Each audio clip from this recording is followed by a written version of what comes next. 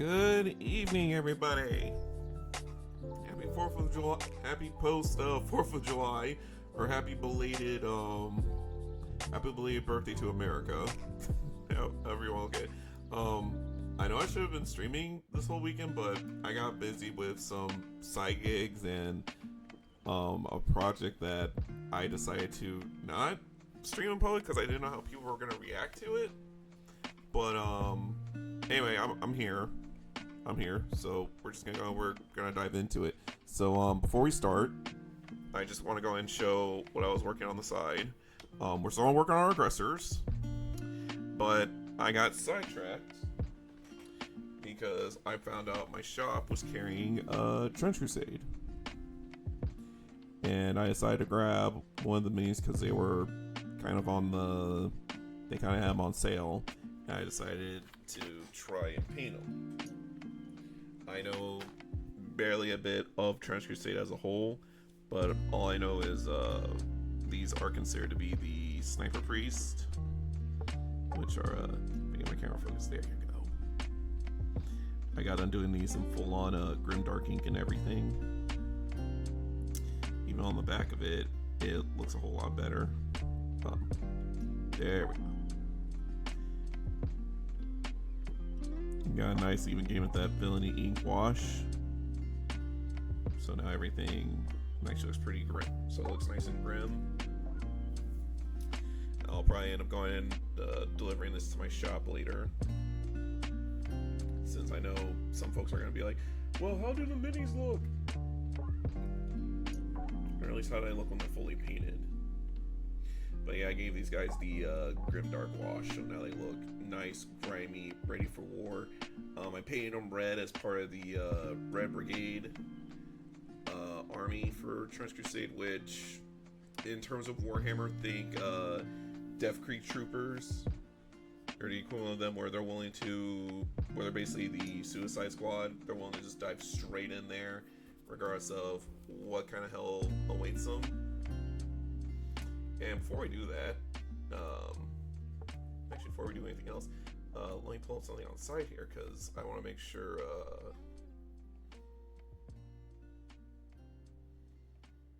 actually, hang on, what's the current score right now? Oh, damn.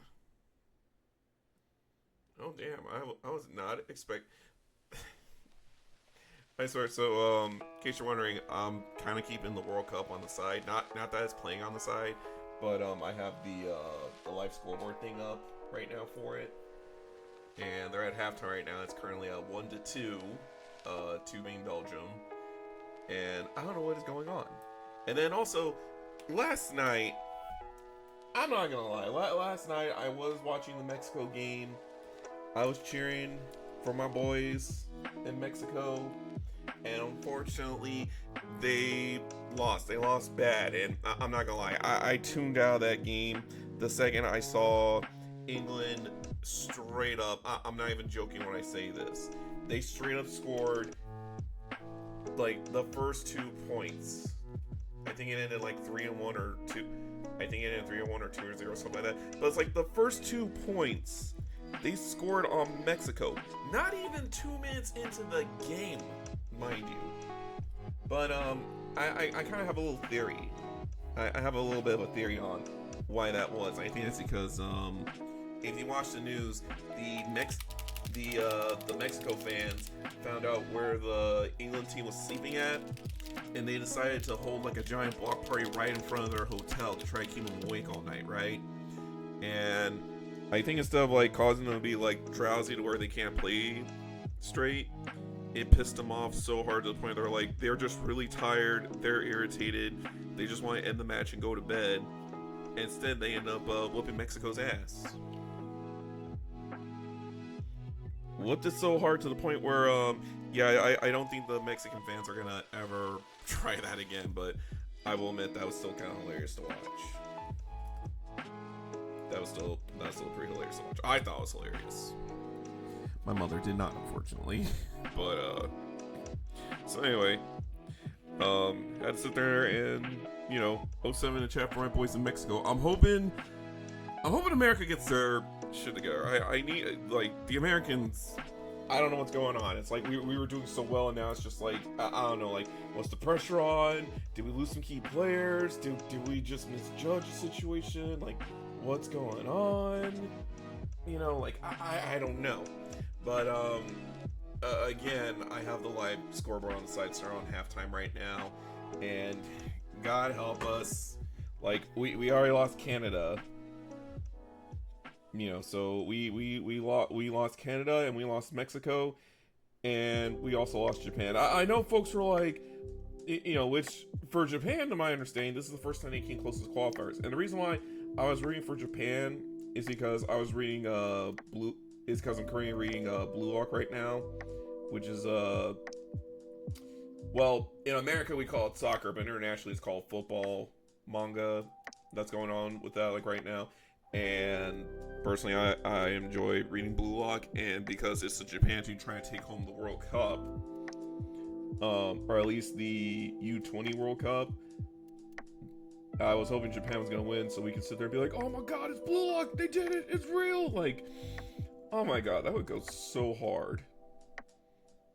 That would go so damn hard if they actually took home the World Cup. But anyway, enough on that. So, I don't know if y'all have been keeping up with the news, or at least the gaming news to be specific, but yeah, let's sit there and talk about that, because it's like Sony. Well, in case you didn't hear, Sony has now announced that not only are they not making more of the physical CDs anymore, so you're not gonna get the physical hard disk of your stuff anymore, but at the same time too, to add a little bit of FU to that whole situation, if you have any digital stuff on your Sony library, so like your movies, your games, all the other mess, guess what? All that shit gone. They straight up purged it. They purged it like the Space Marines purged all the Tyranids. Well, they're currently working on purging all the Tyranids on there, but you know, we purged harder than the Tyranids than when we had to purge the Tyranids from Space Marines 2. Which, again, we will have that in the future. Once I kind of get the pay situation fixed, first priority is we're definitely gonna be getting a new set of headphones, because I definitely need a new set. But anyway, so they pretty much purged everything out there, which I don't get it. Like, I knew we were gonna get to the point where, you know, we phase out the physical media, but I didn't think we were gonna phase out like this, especially with them trying to kill like some real games that we love. You know, I mean, if anything else, you know, we might have to resort to using emulators and whatnot just to keep our games alive, or at least keep the memories of some of our favorite classic games alive, because we know the corpos are either A, they're allergic to money, or B, they just make really stupid decisions. Like, I don't know why. And speaking of dumb decisions, I just found out that GW is now just released a new character model for the Ultramarines. Which, okay, it seems kind of stupid to me right now, because, I mean, we're over, like, we just started 11th edition. We just got over the Space Marine 2 hype. You know, so now either people are going to keep playing Space Marines 2, or they're going to shift over to Dawn of War or Total War, because Total War is going to be coming out soon, and it's going to be 40K's turn now. Since the last one, what was it? Total War 3 was all about Age of Sigmar. So now that, you know, they're switching from Age of Sigmar to 40K, now they gotta sit there and play catch up now. So it's either we're sticking with the games, or we're finally gonna try dipping our toes into the tabletop. You know, but why give more stuff to the Ultramarines? Okay, like why give them more stuff? Like, I get it. They're the poster boys. They're the mascots. Every time you think Space Marines, you're gonna think an Ultramarine. You're gonna think the giant blueberries. They're led by their main guy, Roberte Girlyman. I know it's Retributor Gold, man, but usually in the community we kind of insult the Ultramarines as either the blueberries, the blueberries, the Smurfs, or assuming their Primarch is on the field, they're being led by girly men. But that's because you have to say goalie men. Okay, so either way, just why more Ultramarine stuff? Especially if you look at the meta right now, because currently, like, my Salamanders, these guys right here, because of the new 11th edition rule, it makes it to where all the detachments now have what's called detachment points. Okay, so because we're mostly playing at 2K level games, you have 3 detachment points. So you can take any combination of detachments as long as it doesn't go over 3. So basically you run something like this. The current meta right now is basically you're running the Forge Power Seekers for Salamanders, and because you have that one remaining point left to where you can add any other detachment and they'll mesh with each other, they took the Librarian Conclave one, the one that buffs the Librarian units out there, and actually turns your Librarians into almost like portable repulsor, or not repulsor, like portable impulsor trucks, where you just kind of transport them on the field. So as long as you have them fielded, it'll protect your main squad in there, as long as the truck lives. So as long as your Librarian lives, then they can sit there and make your guys a lot tougher and harder to kill. And then with Vulcan giving everybody, well not everybody, giving the Infernus Marine specifically the assault keyword, they can pretty much run and gun all day. You know, so you figure because of the meta, it's like, okay, let's throw the Salamanders a little bit more love. But no, they decided, no, we're not gonna do that. We're gonna be Ultramarines or bust. You know, don't get me wrong, I like the Ultramarines, I respect the Ultramarines, but it's like, guy, you know, just my guy, be green. Come on. I mean, I'm not saying be green like we're gonna go green tide here. Which, don't get it twisted, I love my orcs. I love my orcs, especially, and I'm telling you all like right now, I am definitely looking at getting the starter box. I am definitely looking at getting the orc starter box, because that contains everything from the orc half of the Armageddon set, and I love it. So, in the Armageddon set, now granted they haven't announced prices yet, so by the time you're watching the stream, I may be totally wrong, so please take what I'm about to say with a pure grain of salt. And also the third quarter just started for soccer, which, if I remember correctly, I think it plays like football where there are 4 quarters, so if they're on halftime right now, that means they should be on third quarter right now. But anyway, like I was saying before, so if the Armageddon box is going on for 300, and mind you, you're getting like 1,000 points worth of Space Marines and Orcs, so you have the 2,000 point army in there, along with the core rulebook, the mission deck, the campaign journal for if you want to do narrative play, and that's about it.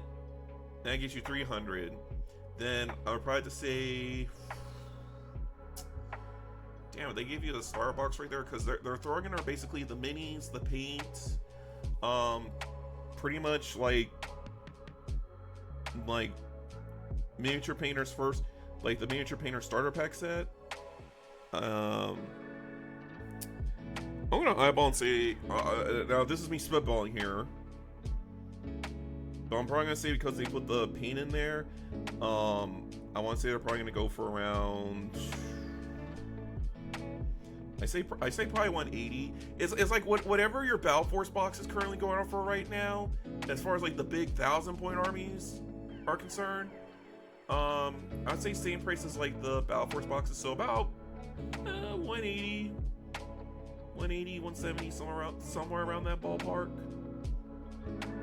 You know, and again, this is me purely spitballing here. So yeah, but yeah, I definitely want to get the orcs in paint, because I really fell in love with the new models that they have coming out on there, and I really want to build an orc army.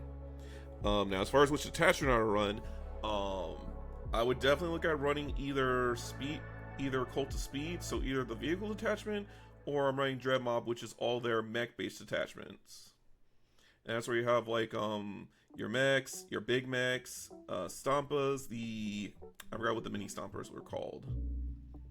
But yeah, pretty much all their cybernetic stuff. Things like this. If it's mechanized or has the mech keyword in there, we're running it.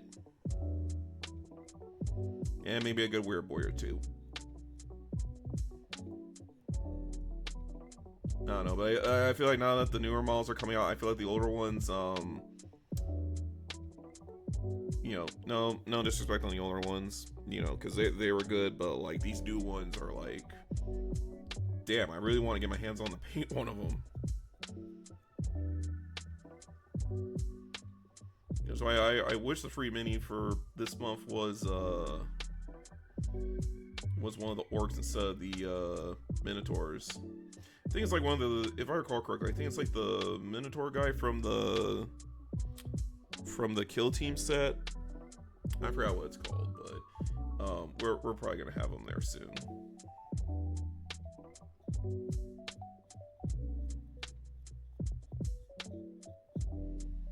But yeah.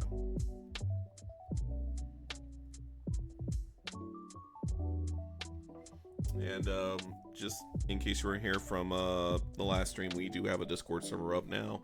I am gonna try and work on getting a Twitch bot in here, so it can either post the link itself or at least allows you to do some kind of funny things on the side with chat. Including, I saw one that says you can actually slap other people in chat, which, okay, I'll actually use that one because, oh man, that one's gonna be fun. That one's gonna be a fun one.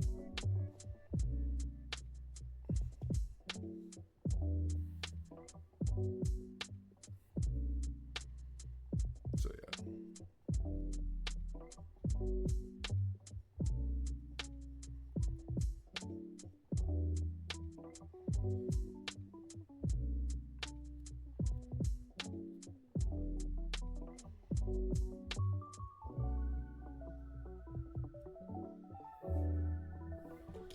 Because when I put the Grim Sauce on here, it'll make everything dark to kind of cover everything I miss. Which is why I thank God I keep one of my wrecked up brushes in there, because at least with the wrecked up brush, it'll be able to help me paint a lot of stuff better.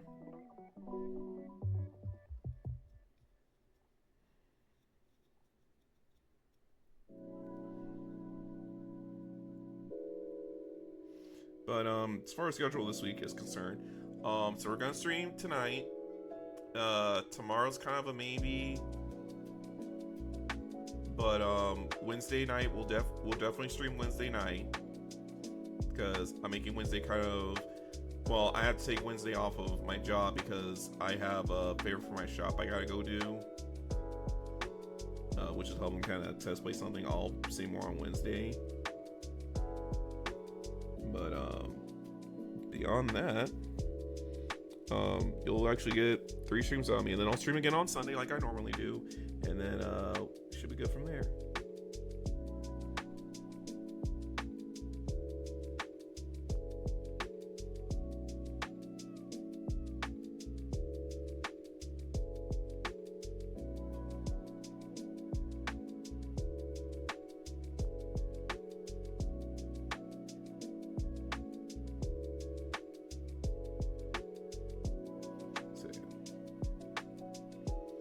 Alright, I hope everyone's doing good today. I hope everyone had a good weekend, and for anyone that went out to Anime Expo, I hope you all had a good time, and y'all also have a safe trip home. And don't worry, I'm not ending stream like right now. I'm just saying, you know, hey to anyone that might be passing through, you know, because you never know. You never know what's gonna happen in here.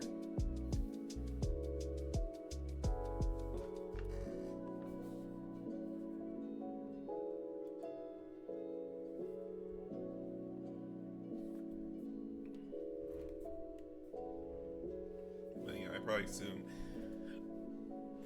I know everyone's like, oh, why are you gonna stream during the soccer game? Because I'm like, because I don't know if it's gonna turn on a blog game or not. I don't know.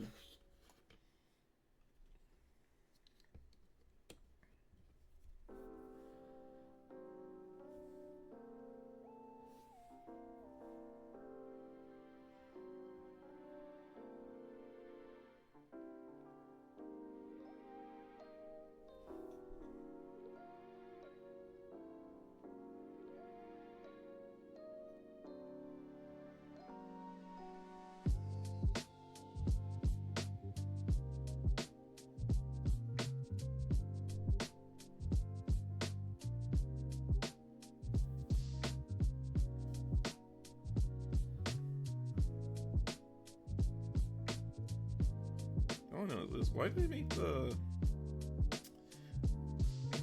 I don't know if they just force you to use the smaller stubs on,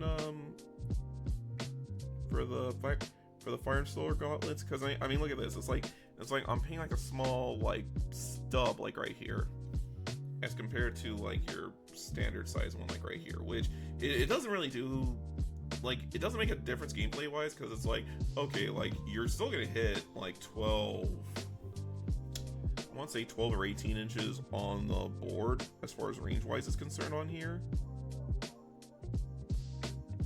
you know, but still, it's like you could at least made the nubs a bit longer.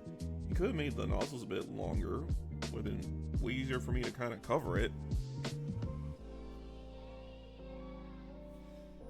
Also, I couldn't get another pen because, well, guess what? Turns out everyone figured out is, hey, I could take this paint pen and use it to do the trims of my minis. This is for all the Chaos players out there, because I know how much of a paint trim can be when you're trying to paint trim for Chaos. You know, because I mean, it's not too much of a pain to do it, but it's like, as long as you're smart about it, then it's fine. But that's why a lot of people say, you know, just do the trim first, then use the block paint technique to go on ahead and just fill in everybody else.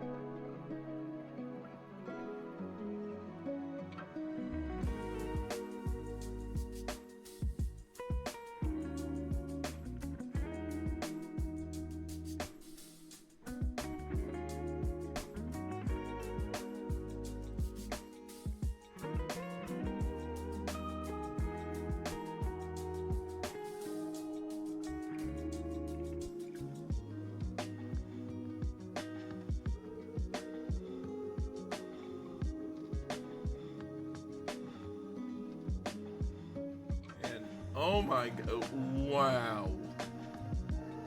Wow. Are you kidding me right now?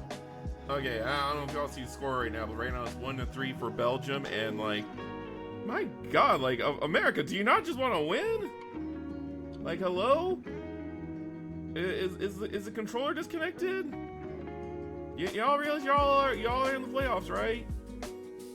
Y'all trying to get in for the World Cup finals, and like, come on, guys, come on.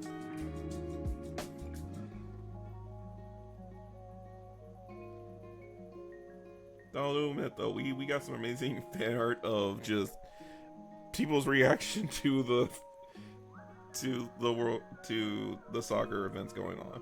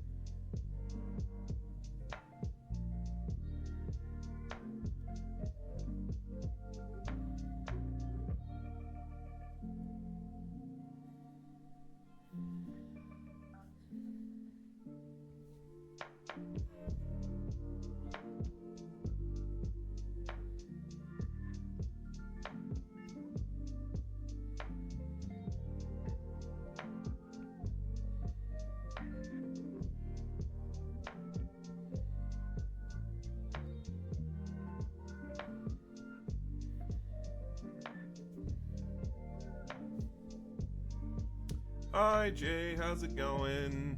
I'm sitting here paying while being pissed off at the Americans for soccer right now.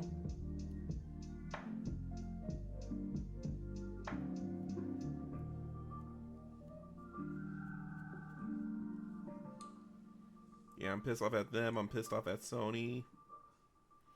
And also, I gotta mention like a weird incident. So, like we had this one oh what happened with soccer? Dude, America's getting their asses whooped 1-3 right now. And we are in the third quarter.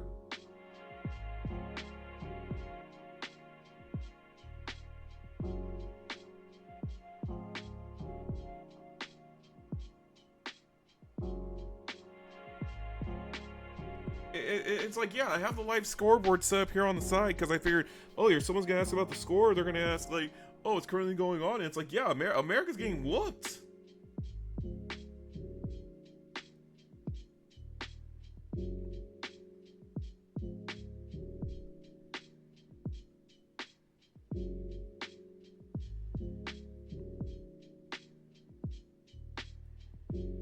It's like, yeah, we lost Canada, we lost Mexico. I think we're about to lose down. What am I about to say? I hope. It's like, come on, please turn around. But at this point, I'm like, I doubt it. I doubt it. If they close it out here with one more goal, then honestly I'd say like, no, that's it.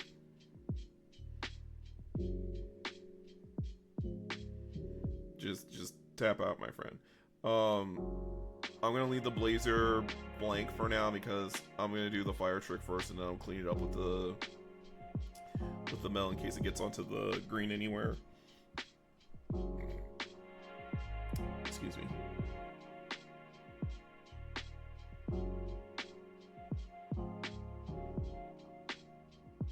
Dude, it's not even that. And Post America's been in and off here since honestly 2016.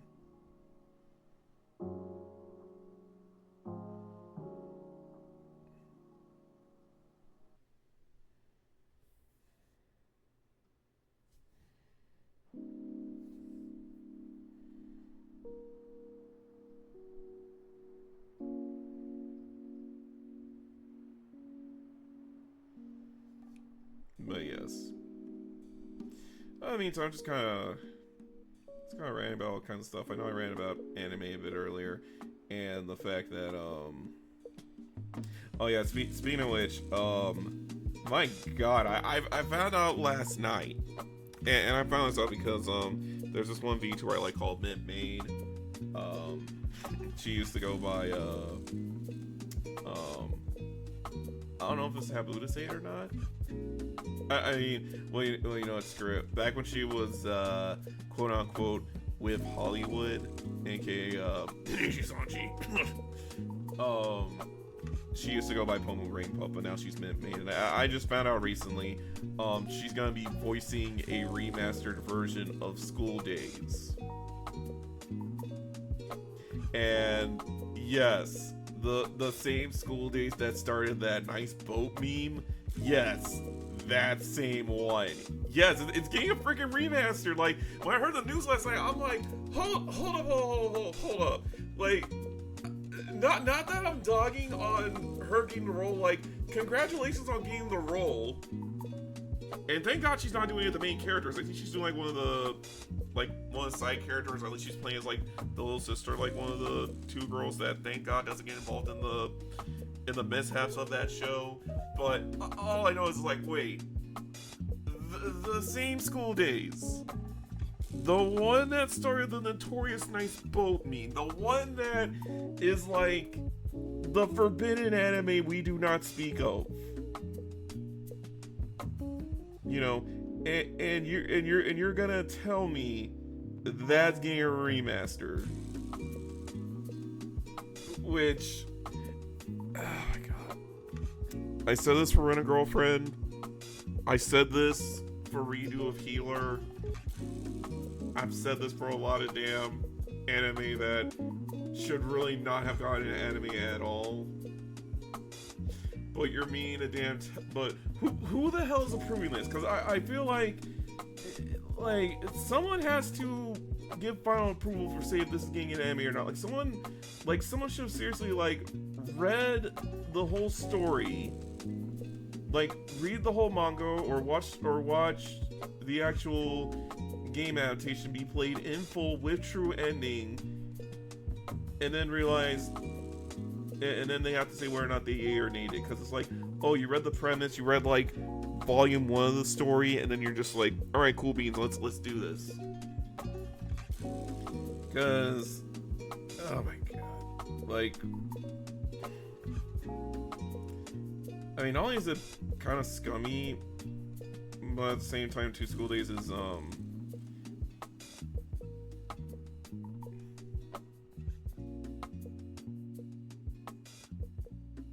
yeah, but the main thing is the I'm talking the initial part, the one where it's like someone says, okay, we're gonna approve this. It's like, oh, okay, let me put it to you like this. Okay, I'm not gonna bring up Goblin Slayer because I know they had to put the, because I'm on Twitch, I can't really say too much, but I'll just say, I know they had to put the shock value scene at the start of Goblin Slayer just to get the point across that the goblins are evil and they do some fucked up shit, and to tell the audience, and they get the audience on board on the idea of like, okay, if we see a goblin, we're gonna go all Doomslayer on it, you know, which that is acceptable, that is fine. The fact when you explain why Guts has a revenge boner for Griffith and wants to kill him for every fucked up thing he's done, that is also okay, because it's part of the story. It has a purpose, you know. But when you do stupid crap like with redo of healer, that's just like, it's kind of like Family Guy, where it's like you're just doing shock value for the sake of doing shock value. You're not doing it with a purpose, you know. And School Days is one where you're just doing this crap without a purpose. Alright, and to explain what School Days is technically it started out as a visual novel that's about this one guy that you play as that's trying to get with his crush. Okay? And of course, and of course, you have his female childhood friend. Cease. No, they gotta understand. They have to. Cause the thing is this, the best friend helps him get the crush. He he gets it. But turns out he's like, yeah, I thought I was in love with her, but I was just bored. And then decides to go cheat on her. And then, for some dumb reason, everyone else decides we all want this guy. And that's the dumbest thing too. It's like, why? It's like, okay, it's like Sword Art Online, where it's like, okay, you have these chicks show up, they're badasses, they can hold their damn own until it's like the running gag in Yakuza, where it's like, oh, the minute someone pulls out a gun on the screen, and I'm not talking like in-game, no, I'm talking like in cutscenes, when the second someone pulls out a gun, everybody's IQ just drops to like negative whatever. Even your smartest characters just turn to absolute dumbasses when a gun is pulled out. It's like same concept, except it's with Kirito. The main character Kirito just shows up and everyone's like, oh my god, I totally forgot what to do. Even though, like, I mean, Kirito just sucks because he's a Mary Sue. You know, perfect character, can do no wrong, always gains power boost and everything like that. I don't see people are gonna say, well, isn't Goku technically a Mary Sue? No, because Goku had to die. There are other people that won their own fights, you know. And to be fair, if you watch Dragon Ball Super, Goku did get his ass finally checked by Jiren of all people. You know. Oh no, it's stupid. I'm gonna stop myself like right there. Well, yeah, that too. Yeah, Goku gets his ass worked, and he did have to work for every game. That's why he worked.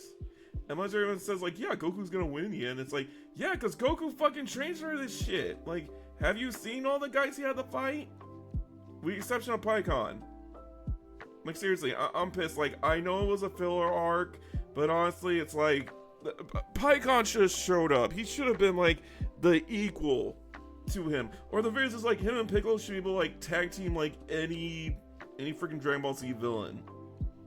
You know, like I expect Pikkon to fucking do something during the Kid Buu saga, but we didn't get much.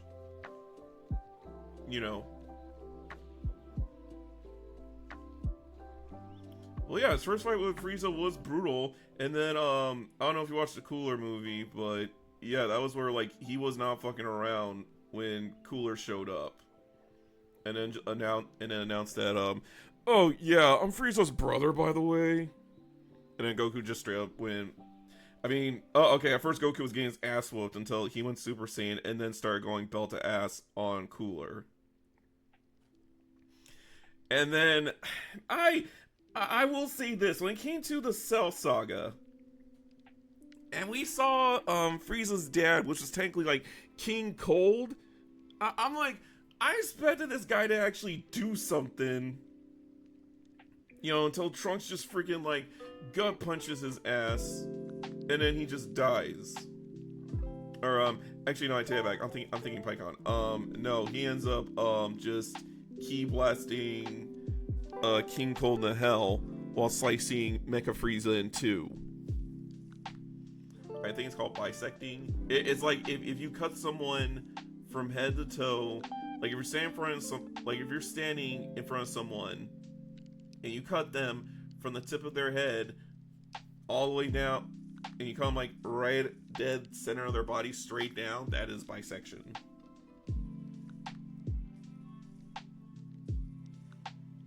I only know that because I watched too much Saw. But anyway, no, because I'm thinking like Pycon, because the minute like Pycon showed up, he literally whooped. He really went belt to ass because he ended up whooping the Ginyu Force minus Ginyu himself in less than 5 seconds. Then showed up in front of Frieza and did the classic like back to the neck chop. Did the DBZ gut punch to King Cold, who just doubled over. And then when Cell tried to take him on, because he's like, oh yeah, don't forget, I killed Goku. Which, mind you, this is fresh from the Cell Saga, so, you know, we have perfect Cell.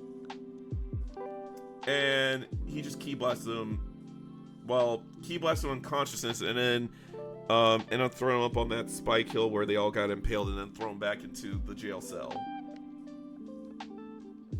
Which, mind you, Frieza is actually funny as shit too.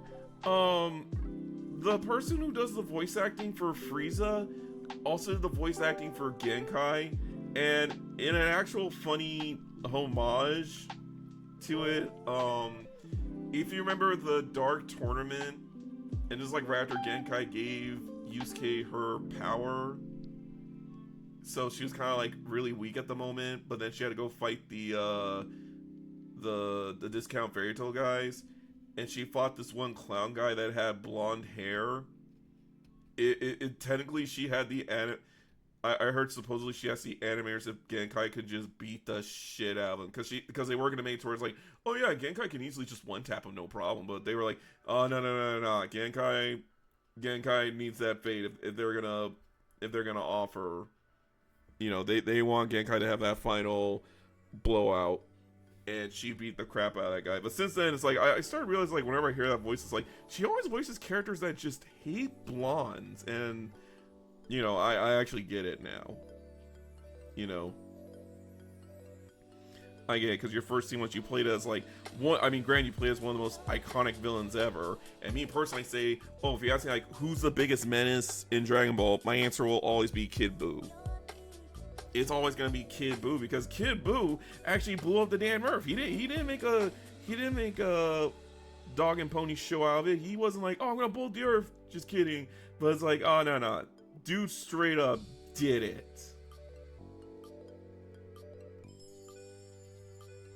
Dude straight up damn did it, and I cannot be any prouder of that guy.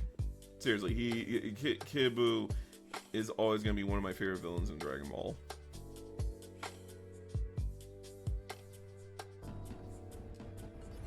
You're damn right the King of Black Air Force Energy earned his seats.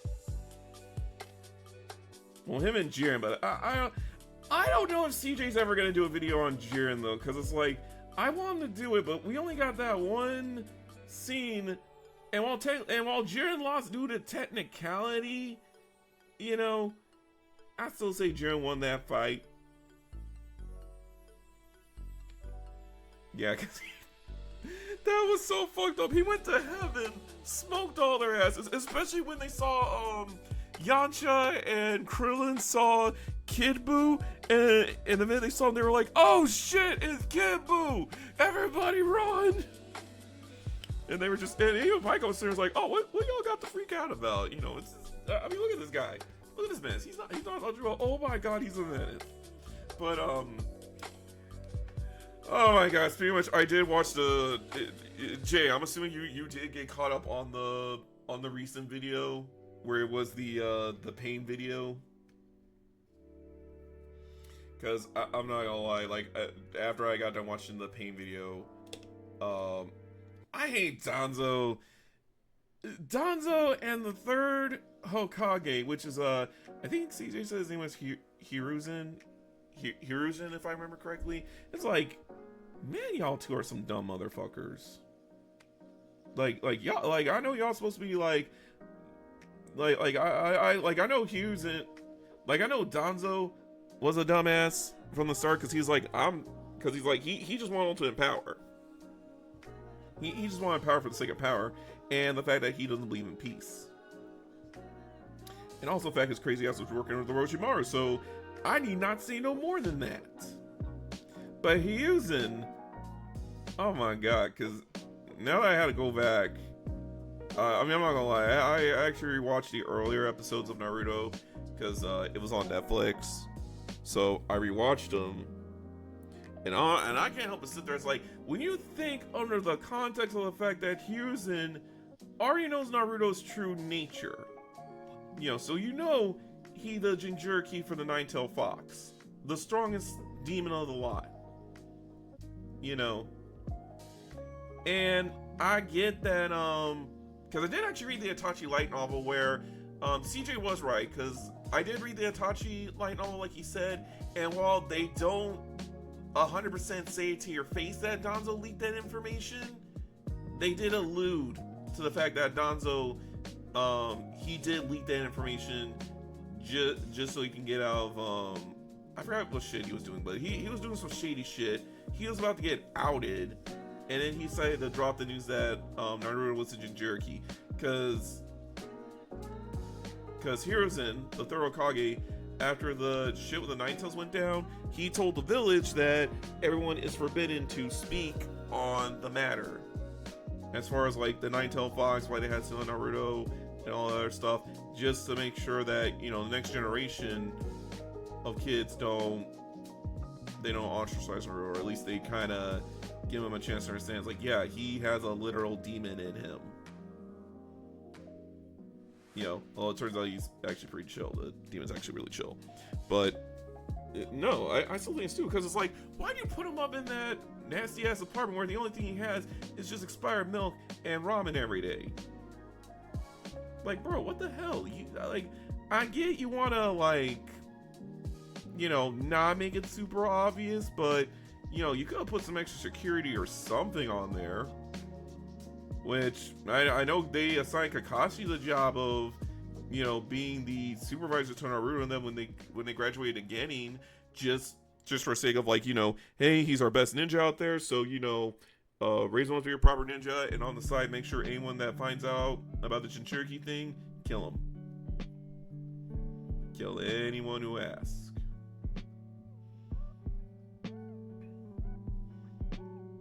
By will meant though, at the very least, we got justice for Itachi, because my favorite character out of that whole series is Itachi. Because guy shows up, and he is like, no jokes, no gimmicks, no nothing, just straight up asked to belt with him. You know, I asked that question too. Like, why did you not smoke his ass? Even Danzo was questioning that shit of like, dude, I just tried to assassinate you. Why are you not, like, why am I not buried 5 feet under? Because I felt like if Hiruzen would have smoked Danzo right there on the spot, that would prevent the whole entire show from going to hell. In fact, the show wouldn't even exist because of that shit. He wants to say, oh, I'm doing this shit for Leaf. And what were you doing? Your bitch ass was sitting there cowering underneath the damn village while everyone their moms are out there fighting for their lives and shit, and then you want to sit there and you want to get pissy at the Uchihas, you know, because they're like, we can't trust them dirty ass red-eyed Uchihas, even though they're the ones that would have saved the village. In fact, I agree with CJ when they say, like, in fact, if they were out there on the front lines and shit, none of this shit would have had to happen.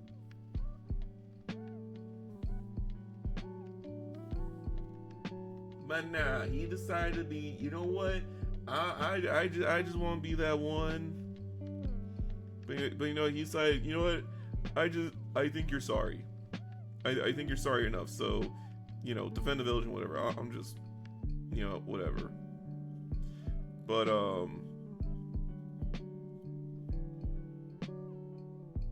yeah, just straight belt ass. But nah, homie, there's so much shit that could have been prevented from there. But I digress on that one. But another one,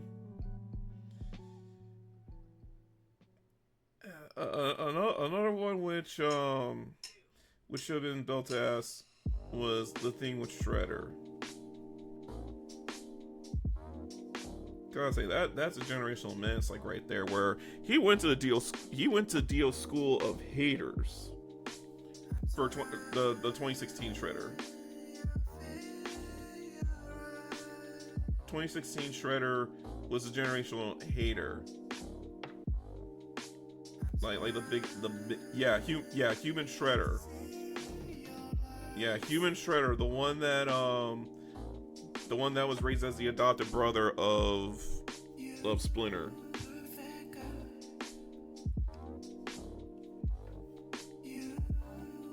I mean, dude literally let the Earth get destroyed just to kill Splinter, and just said as his final words, Splinter is dead, and I don't care. The world can burn for all I care. My op is dead. I can die in peace now.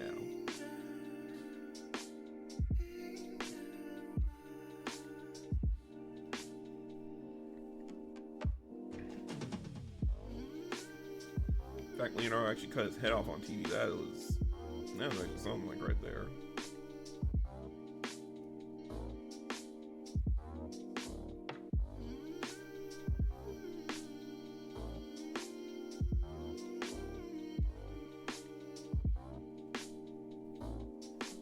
But yeah.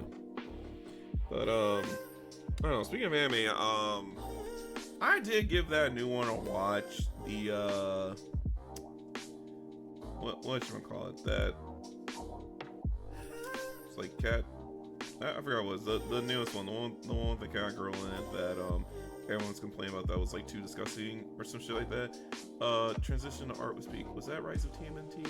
I want to say that was Rise of TMNT, because that was where they kind of went for a comic.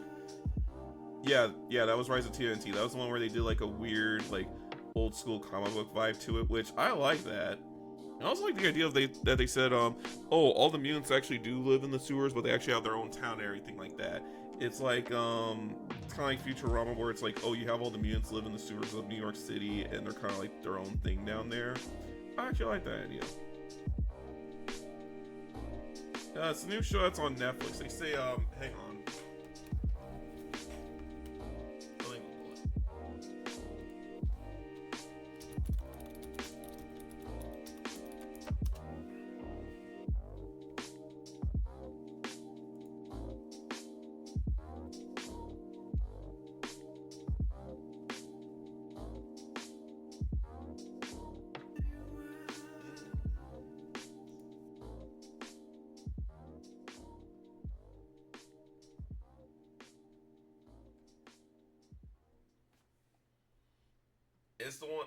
It's the one that was like the chain smoking cat girl one. Hang on.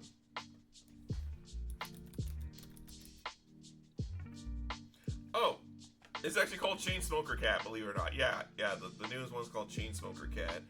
And okay, I will give the tourist a bit of credit. Well, I wouldn't really call them tourists, because like these guys actually have a point to where, yes, there's some disgusting toilet humor.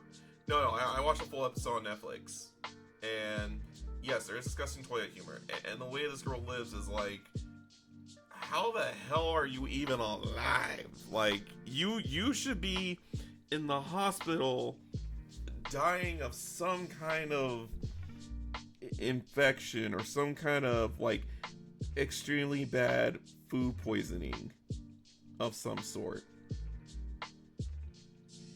Like it's that bad. But the show's main point was it wanted to demonstrate a bit of like how bad depression and addiction is, especially for the people that smoke a lot. It's like you wanted to basically take a dump on smoking behind the supermarket with you and explain like why smoking's bad. You know, like, do they do toilet humor like they've been saying on there?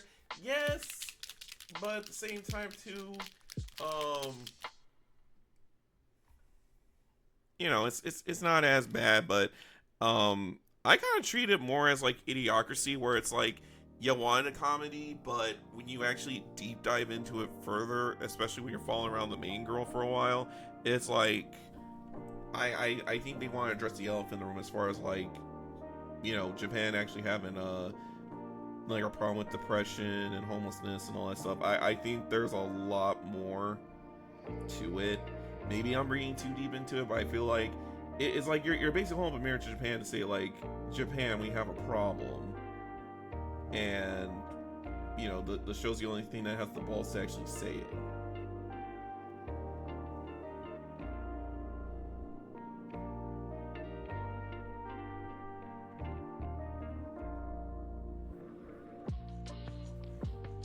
You know, like yeah, understand like the depression, the homelessness, the fact that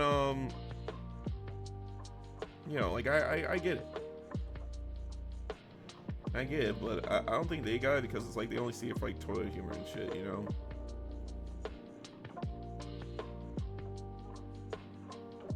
Actually, she doesn't really live like a hamster. She lives more like it's like whatchamacallit. She lives like a hikikomori, but this one got kicked out of the house and was just told to don't come back until you get a job. You know.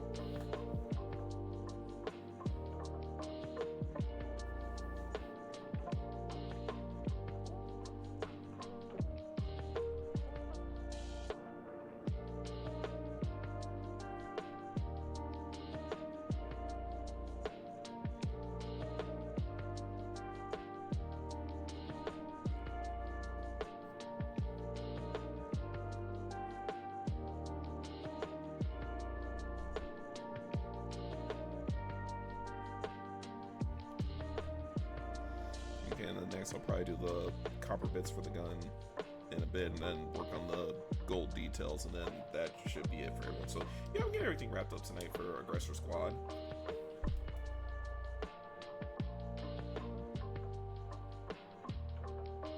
Yeah, I mean, it honestly does. Like, I don't smoke, but I understand that vibe perfectly as far as like just shit getting like so fucking real, you know? I think that's the problem. Is I think the show got so real that they just want to poke at every excuse to like get rid of it. It's like when Idiocracy came out, and this is the funny shit about Idiocracy. Despite it being a cult classic, and it's still a cult classic to this day, the reason why it failed on box opening is because all the sponsors for the movie decided they wanted to make sure it got dumped. They forced it to fail. Because I'm just going to say this. Like, Jay, you watch Idiocracy, right?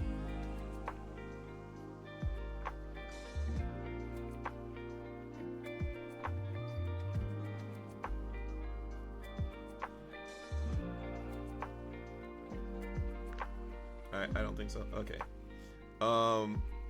It's directed by Mark Judge. I think it's on Netflix right now, but I think it's on YouTube for free. As one of the movies in, like, are you fucking kidding me right now? Oh my god, it's like, just look, I'm American, and what I'm about to say is probably the most un-American thing possible, but it's like, America, just throw in the towel. Just throw in the towel. For the love of God, man. It's for the love of God, America. Just throw in the towel. Just throw in the damn towel, okay? It's over. It's done. I don't know if there's a mercy rule in soccer, but just pull out the mercy rule. It's done. It's over. It's 1-4, right? It's 1-4 right now, and yup, that's the final score. 1-4.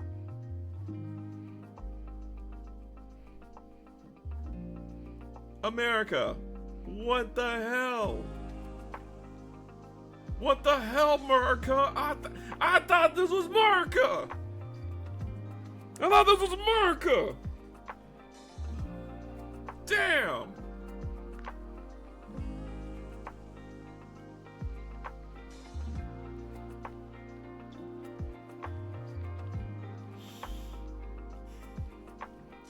Damn.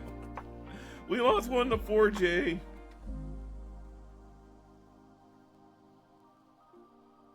And you know what the dumbest shit is too?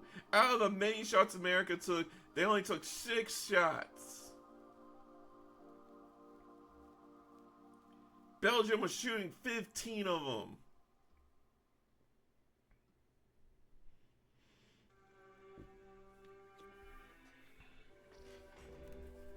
Hey, hang on, man. Let me text this one guy. One tap. And yes, I do agree with you on Discord where and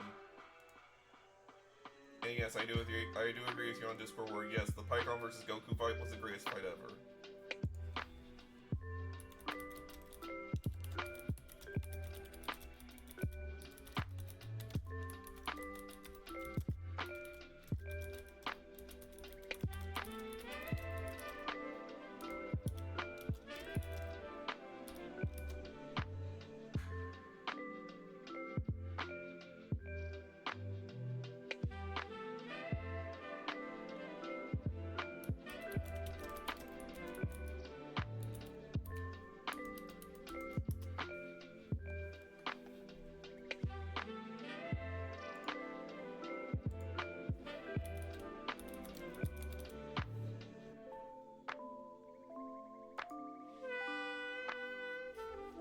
Okay, so I had to go rage out for a minute over a soccer game on Discord. I had to rage out about it and just be like, oh no, and just be like, oh no,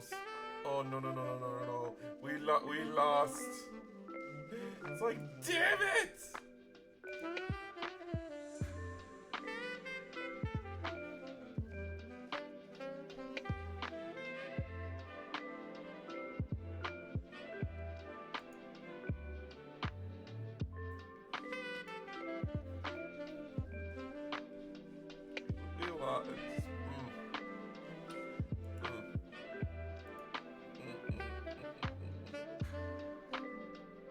That's bad.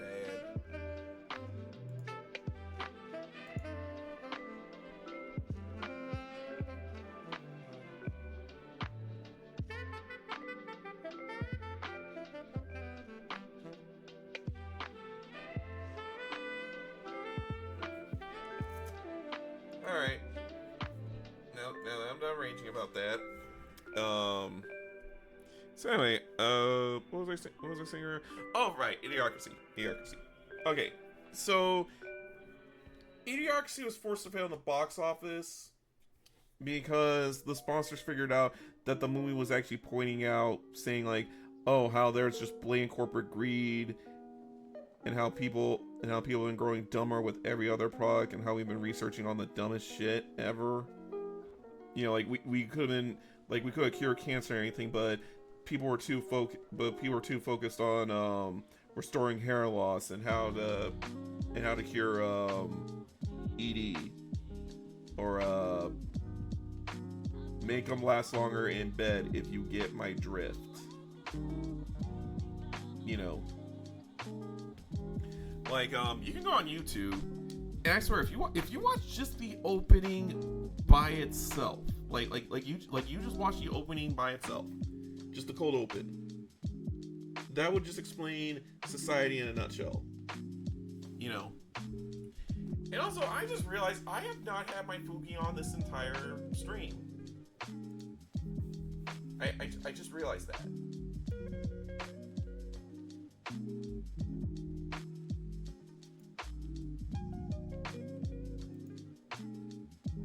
I just realized I did not have my Fuki on this whole entire time. Damn.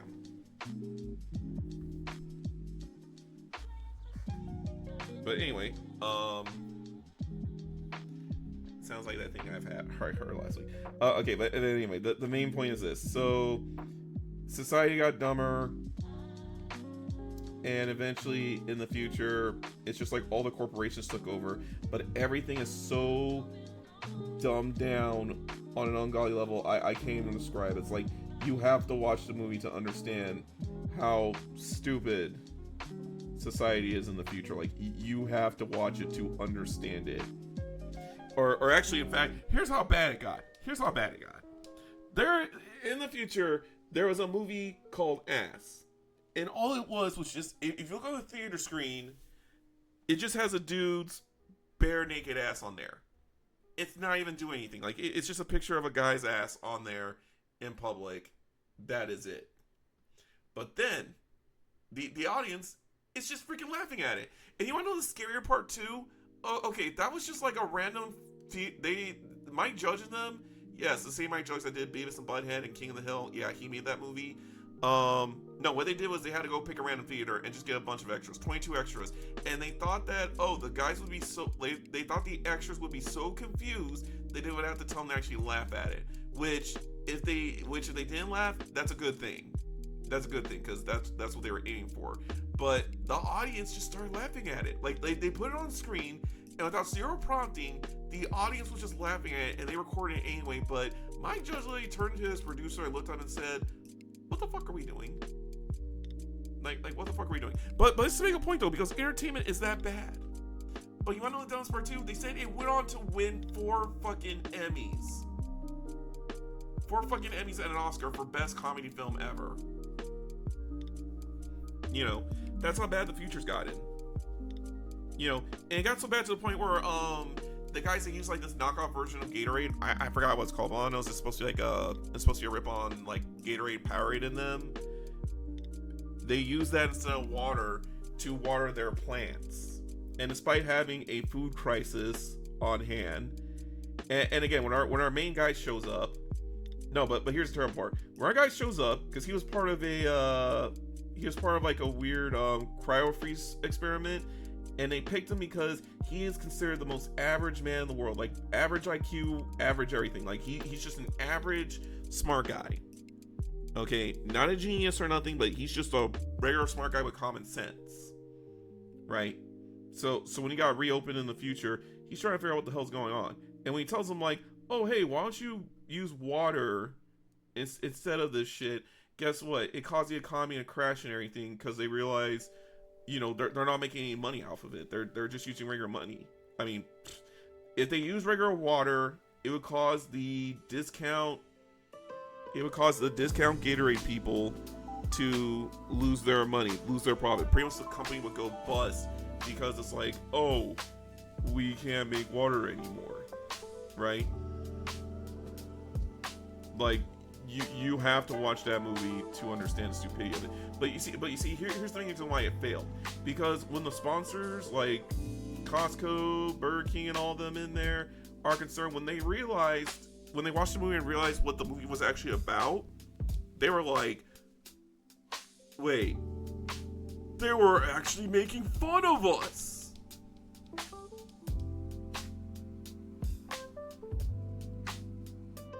Yeah, that. But anyway, so when the corporals started realizing was, oh shit, he's actually making fun of us, they all banded together. And they went on to say, like, okay, what's the minimum? And they decided to force the movie to be at the most minimum release as possible, to where it only played in 3 theaters and then went straight to DVD. That was it.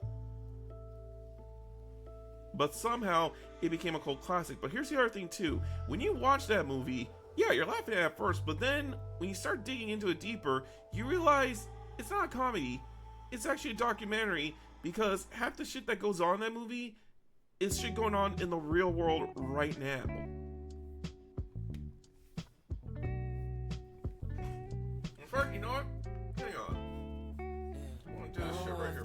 falling, been stalling, been falling, we go again. Time is so precious, a blessing, don't mess it up all again. Money, Oh wow, Miles back and she's already doing recap stories of anime expo and them. loving is true, we don't go here to stay. I'm glad she came back here, okay, but anyway, Into trouble like a rebels where I came. See the flame shine bright. They were puzzled how I'm saved. I could never serve the passion or the fight or the man off a sight how I am. Ain't nobody asking, I'll be basking in my liberty, cause slavery is real. Doesn't mean the shackles gotta be revealed. Fighting with my pen, it's the closest thing to steal. And it's what they wanna steal. There's value in the world. okay. So, I'm gonna put this on pause real quick. But, heavy are the faults even mine. hang on a They second. were still persuading like I'm needing a dime. Like my people ain't be dying over gold in the mines. Okay, hang on a second, so I can actually play this. Here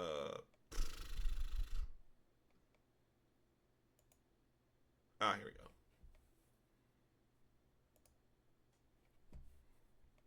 Okay, because y'all gotta see this for yourself. Oh, okay, hold on. There we go. Okay, y'all gotta see this for yourself. You gotta see this for yourself, Jay. You gotta see this. First century began. Human evolution was at a turning point. Natural selection, the process by which...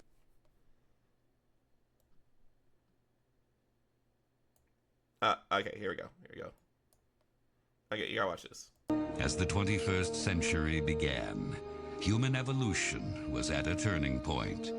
Natural selection, like a 5-minute thing too, the process by which the strongest, nice. the smartest, the fastest reproduced in greater numbers than the rest. A process which had once favored the noblest traits of man now began to favor different traits. Most science fiction of the day predicted a future that was more civilized and more intelligent. But as time went on, things seemed to be heading in the opposite direction, a dumbing down. How did this happen? Evolution does not necessarily reward intelligence, with no natural predators. Like, hang on. Okay, let me say this. For most of your future movies from like back in the 80s when they went like 2030 or 2040, like somewhere between like under like 2100 to 2 and below, they haven't set that far in the future, and it's like we're getting close to the actual future, and it's like it's no different than today. Or in fact, we got stupid. But yeah, watch this though. Also, yeah, I think that is began to simply reward those who reproduced the most and left the intelligent to become an endangered species. Man, watch this, because having kids is such an important decision. We're just waiting for the right time. It's not something you want to rush into, obviously. No way. Oh, shit. It's either smart, and then this is typical America. I got too many damn kids. Thought you was on the pill or some shit. Hell no. Must have been thinking of Brittany. Brittany? No, you didn't. There's... Oh, and mind you, when we get to the other scene, hang on a second. Okay. Now, I want you to keep an eye on that top right corner right there. Keep an eye on that top right corner right there when it cuts back and forth to him. Because trust me when I say, it is... Oh, yeah, I'm about to say, like, yeah, does this scene feel familiar to you? Must have been thinking of Brittany. Yeah, keep an eye on that family tree right there. Keep an eye on that tree. There's no way we could have a child now. Not with the market the way it is, no. God, no, that just wouldn't make any sense. Come on over here, bitch! He don't care about you! Yeah, well, there must be something he likes over here. You mean nothing to me, baby? Yeah, we see that more often than not. It wasn't me! It wasn't me! Well, we finally decided to have children, and I'm not pointing fingers, but it's not going well. And this is helping. I'm just saying that before I have in vitro, maybe I should be willing to... It's always me, right? Well, right? it's not my sperm count. Yeah! Are you understanding now, Jay? That's my boy! Are y'all understanding? Cleavon is lucky to be alive. He attempted to jump a jet ski from a lake into a swimming pool and impaled his crotch on an iron gate. But thanks to recent advances in stem cell research and the fine work of Doctors Krinsky and Altschuler, Cleavon should regain full reproductive function. Your hands off my And junk. look at that. See? Unfortunately, Trevor passed away from a heart attack while masturbating to produce sperm for artificial insemination.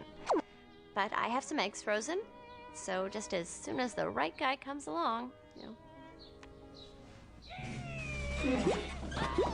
And so it went for generations, although few, if any, seemed to notice. At the dawn of the 21st. Yeah. So yeah, that's all I'm gonna play over right there. But it's like, yeah, just that opening scene like right there, like, yeah, you start noticing that too, right? It's funny, right?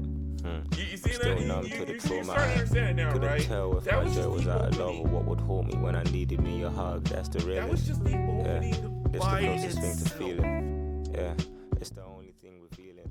Trying to get me closer to the Lord, cause maybe He can open up some doors while these words get to show you all my flaws. It's poetry and pain, blessing in the change, pictures I could Okay, let me paint. skip this one right here.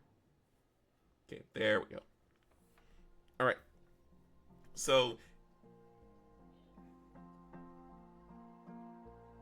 I recently started understanding the meaning behind lyrics of songs I used to listen to nowadays. Yeah, that's what I'm saying. It's like, yeah, because think about it, Jay. You think I was joking, but then you watch the movie and then you realize, yeah. And you know the dumb shit now. Like I said, you can find clips of it on YouTube, and the more iconic scenes are all in there. I would play the one with the movie theater one in there, but unfortunately, Twitch would get very pissy about it. But honestly, it's like, yeah, take a look outside and tell me, which of this does not seem, tell me something that's different from the movie than up there.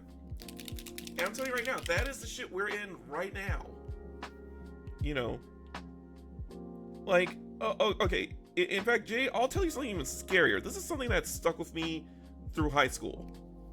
This is something that stuck with me through high school. Okay, so it was about junior year. Right, junior year of high school. And you know how in high school they'll bring over some of the 8th graders over to the high school, just show them like high school's not all that bad. You know, so bring the future freshmen over, give them a layout of the school, let them know, you know, hey, it's not gonna be terrible. Okay. Now, on average, your freshman kid is about 13 or 14, is about somewhere around 14 to 15 on the start. Wait, they do that? Wait, that's why they do? No. That's not the point. I'm just saying, like, the main point is, like, okay, like, you know how to bring the freshman kids around. I'm just saying, like, because these kids are that young. Okay. Now, your average freshman student is about somewhere between 14 to 15, give or take. Right? Because it should be a...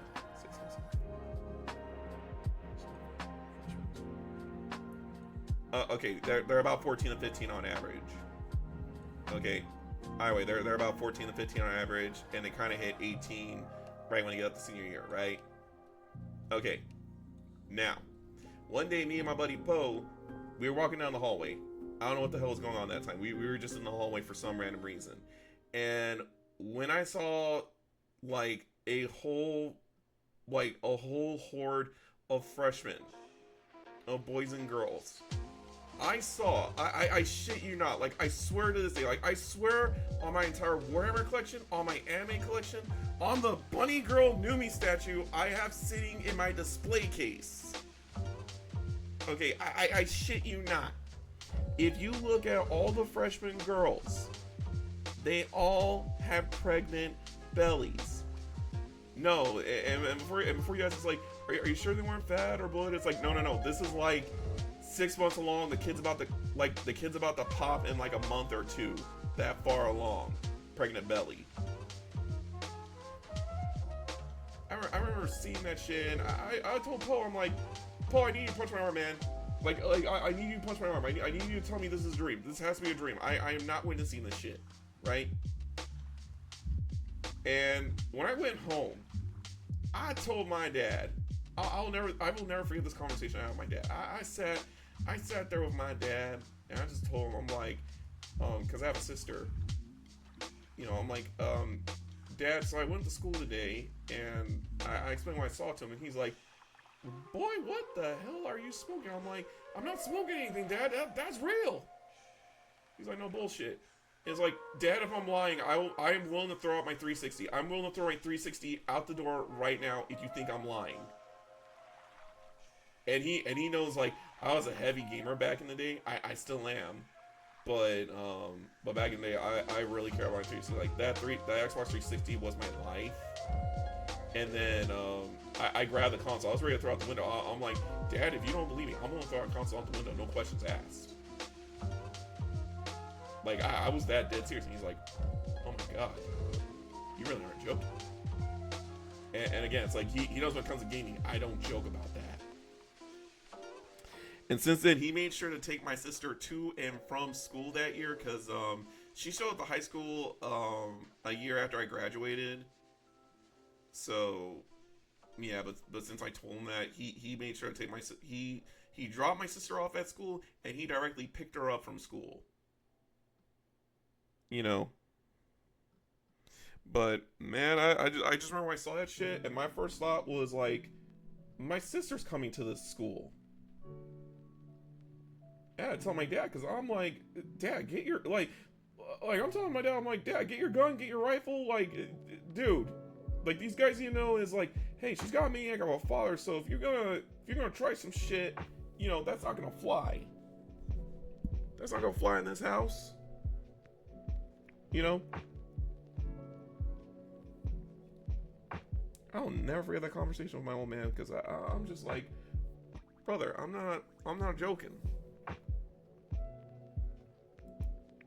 Like, oh man, we are not joking about this. But yeah, so in Idiocracy, it ends on a, I'll say this, Idiocracy kind of ends on a profoundly dumb note, but it's like this. So like I said before, so Joe managed to save the world, managed to prove to people is, you know, water works, and you think everything's okay, but I remember this line from the movie, because this line has stuck with me throughout all my life. So Joe and Clara, the movie ends with the narrator guy just saying this verbatim: Joe and Clara went on to have 3 of the most smartest kids in the world. Meanwhile, Frito, yes, I shit you not, the other character that's with him was Frito, like the chip brand Frito, went on to have 5 wives and raised 8 of the dumbest kids ever. And we didn't learn shit. Literally word for word, that is what the movie ended. And it's on saying, like, we didn't learn shit. And honestly, I believe it. And Corpos realized, as much as the movie was poking fun at him, as much as the movie was poking fun at Corpos, they realized was, hey, wait a second, they're actually catching on to the master plan, and decided to make sure the movie was buried so that people didn't see it, but it still became a cult hit, so people saw it. But that's why you usually see a lot of people when it comes to ARC, they'll say, that's not a comedy, that's a documentary. And it's a documentary because, well, shit, like, you saw the first, like, 3 to 4 minutes of that movie. That was just the cold opening by itself. And you cannot tell me you don't see that shit every day, or that shit that's going on right now. Hell, the movie even called it when they said as a joke, like, oh, Trump got elected as president. Now, mind you, this was back when Trump used to do what was that one show called? The Apprentice. Yeah, like back in the day, he used to run his own show called The Apprentice back in the day, and now it's like, oh, he did become president. Granted, it was just again, it was a joke, but it's like how they called it. But I'll also admit, I think that movie was Terry Crews's best work, because he played as President Camacho, who was like a ex-pro wrestler. Oh man, that was the best shit ever. I think that was Terry Crews's best work. Next to him doing all the Old Spice commercials. I love the Old Spice commercials when Terry Crews was in it. It's like, get new Bear Glove! Or the one where he actually has a drum machine strapped onto himself, and it actually played the drums while he flexed his muscles. And I'll admit, I was actually impressed by that. I was like, damn. That is impressive. Oh, the one where he goes like, I have a son! He has a son! Which, secretly I thought when they brought out the other... okay, hold on. Let me finish the silver part for this and I'll play that commercial for you, because you gotta see this. You gotta see, it's like the most epic thing ever. Although, my conspiracy theory ass thought, when they brought on the new guy for the Old Spice commercials, I thought, oh, that was his actual son. Like, that was his son who grew up because of Old Spice, and then went on to do what his old man did. But I don't know, I'm like, just... I remember one of my friends from school that was a girl. I won't say her name. But she was simping hard for the new dude. And I felt so bad because her boyfriend that I was buddy with, she's like, I don't know why, but my girls made me put on this new Old Spice deodorant that she bought me recently. I'm like, did you see new commercials recently? He's like, no, why? I'm like, no reason. No reason. I'm just like, I don't know if the two were banging at the time or not, but I'm like, if they were banging, I feel kind of bad for him. I feel kind of bad for him if they did, because it was like, oh no. But yes, I will play the commercial for you guys, because honestly, the old ones with Terry Crews was like the best ones ever, and that was like the most hyped thing ever, you know, because that was good. And the other with the you know what else was also my favorite? The one where the moms were like singing about like about their sons using Old Spice, and just I can't stop laughing at it. It gets me every time. That is, oh my god. We had some banger commercials back then. We had some really banger commercials back then compared to now. Because at least back then it's like, okay, we're gonna have fun with it.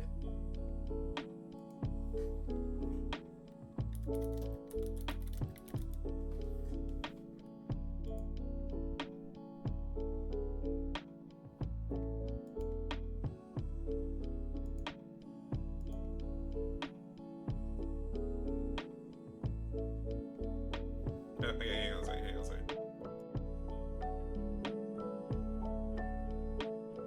Hello, ladies. Look at your man. This new Old Spice shaver is so amazing it'll shave off every hair on your face. Oh no, I'm a hair. You're about to get shaved.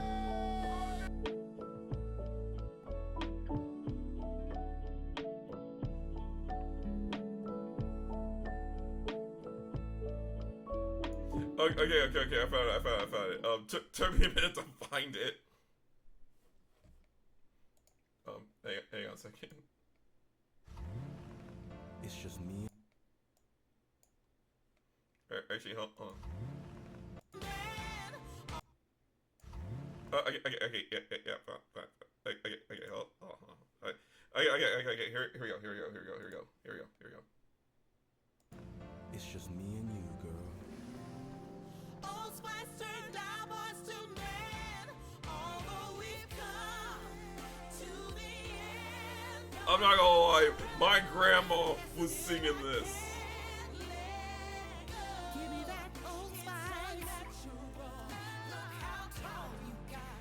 It's Old Spice. What I will admit though, this actually has some actual soul in it, because it's just like, okay, maybe it's because I like soul music, but at the same time too, I'm just like, I can't with this. But hang on, we got all the Terry Crews ones right here. These were the best ones, like right here. This new Old Spice shaver is so amazing it'll shave off every hair on your face. Oh no, I'm a hair. You're about to get shaved. Oh no!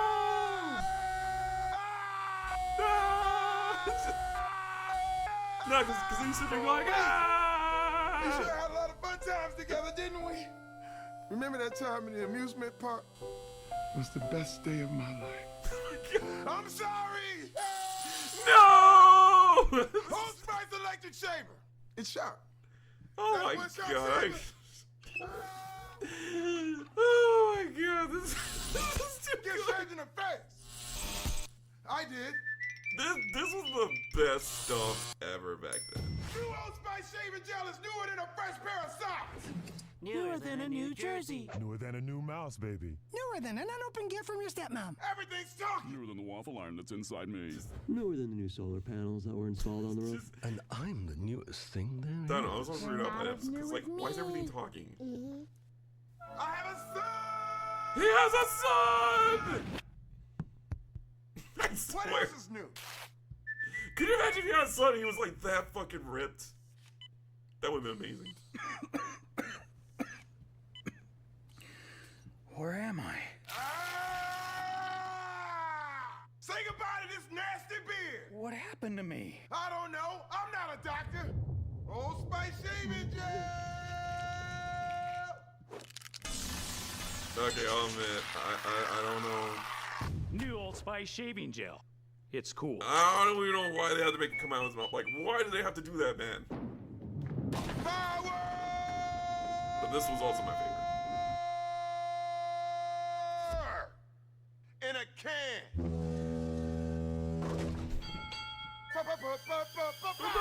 Old Spice body spray will make you feel so powerful to blow your mind right in front of your face. Goodbye. Oh no! Oh my god, I remember that! I remember that. I remember the World of Warcraft Ozzy Osbourne one. Which, oh my god, R.I.P. Ozzy. That was. Never been easier with the bounce dryer bar. Good man right I there. just stick it to the inside of my dryer, and I never have to remember. Old Spice body spray makes you smell like power.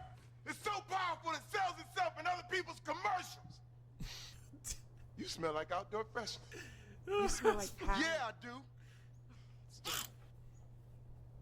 Power!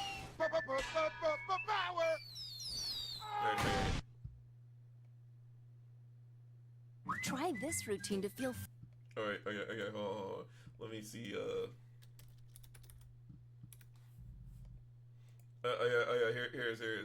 I gotta show this one real quick. Because this is the one I was talking about earlier. And that was a real thing too. Like, they hooked him up with wires and he just flexed his muscles to do it all.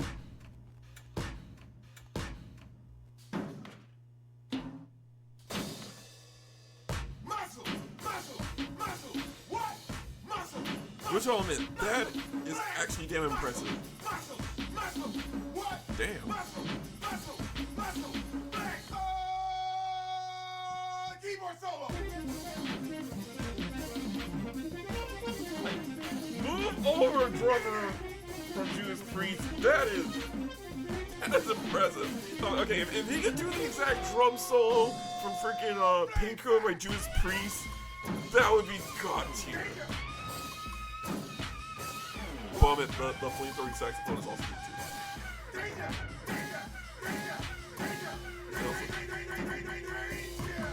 Holy crap, he's actually using back most of the stuff that is.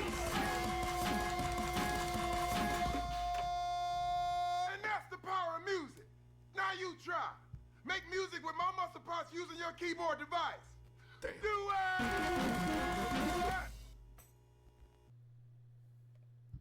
it! Okay, that was just damn amazing.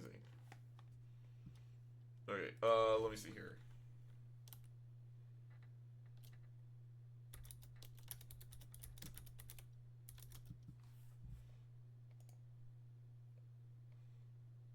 Here it is right here.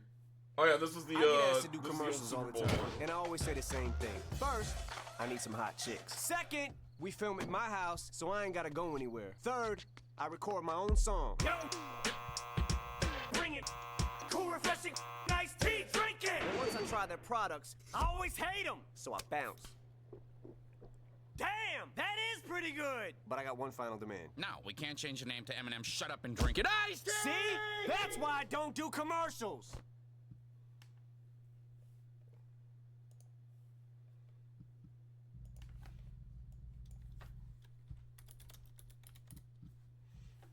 I gotta show you the World of Warcraft one, because this was the craziest one yet. Him and Chuck Norris.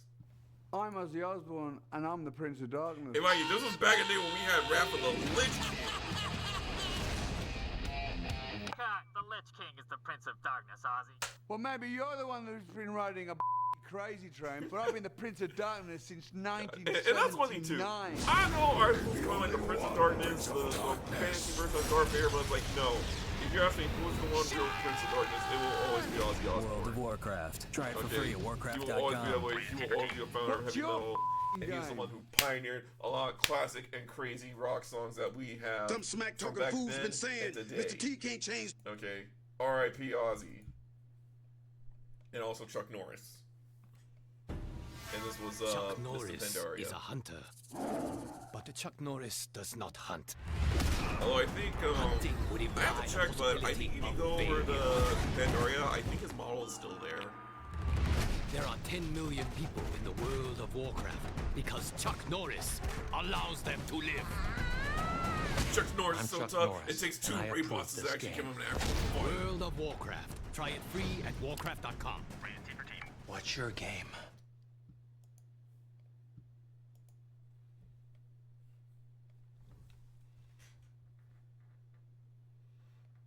But yeah, it's oh my god, I miss those days.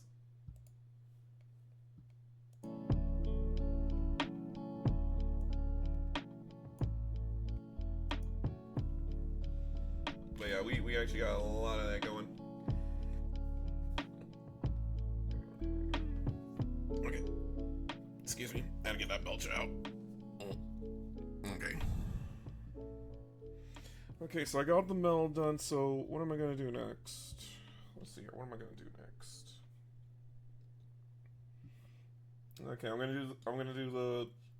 do the stubs, and I'm gonna do the stubs, the wires and rope, and then the gold.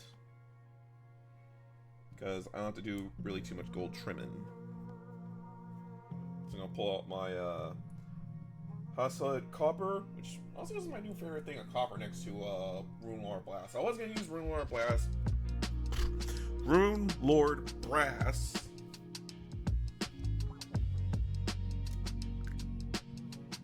but I like the brighter finish, and also the fact that because I'm gonna use Grimdark ink on it off screen, yeah, it's gonna come out a lot better after it gets the wash on there.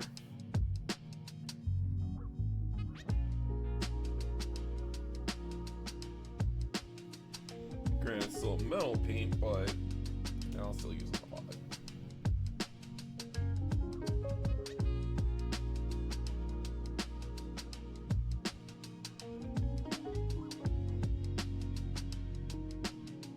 I definitely love Eminem when he did 8 Mile. That was actually a good movie. You know, when my dad wants to talk smack and say like, "No, 8 Mile sucked." It's like, nah, Eminem was good at 8 Mile.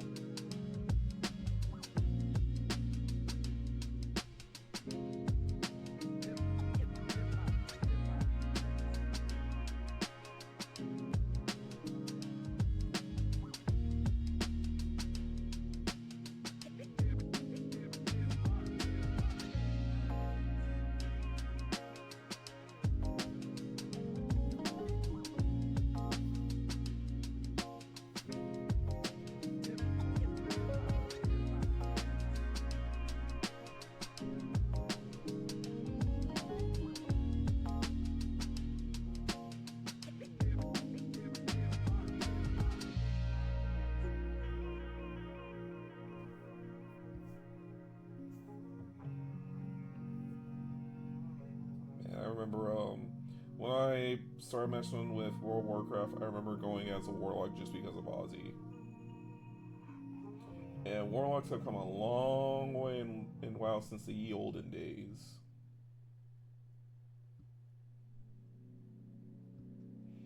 See, back then the warlocks used to be the ones that were able to transform into demons. Until that had to be given over to the demon hunters for obvious reasons.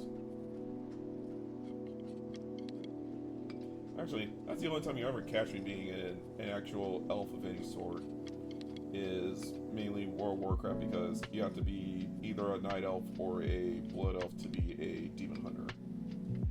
Okay. But otherwise, yeah, you will never catch me being but you'll never catch me dead playing as a elf of any sort. I don't know why. I just can't stand them. It's like either they're pompous assholes or they just don't sit right with me for some reason. I don't know why. You know, that's why when it comes to Eldar units, I am actually extra aggressive towards any Eldar units or Drukhari. But mostly Eldar, because at least Drukharis are like, you know, hey, we're in for a good time and stuff like that. But Eldar, nah.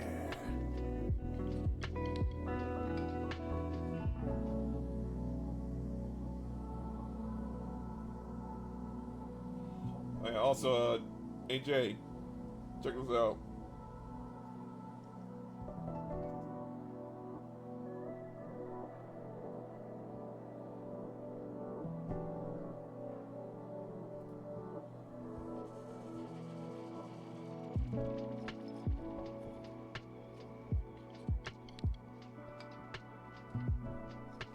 Gave me a sniper priest last night. I'm gonna donate to my shop later. Apparently Trench Crusade is now making its way over to my area, and they just released their minis to their stores now.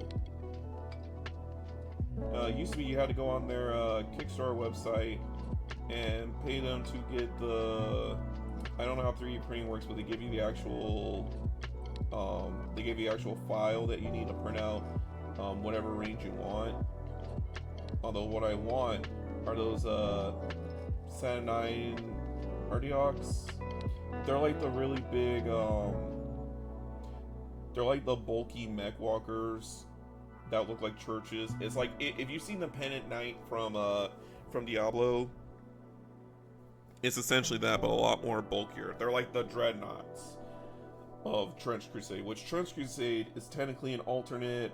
It's an alternate version of World War I, where instead of the assassination of Archduke Ferdinand starting off the war, the actual gates of hell open up on our world, and hell starts to invade in. So we try fighting back with holy force, with our powers, where it turns out, thanks to opening up hell, it actually allows our faith to actually empower us.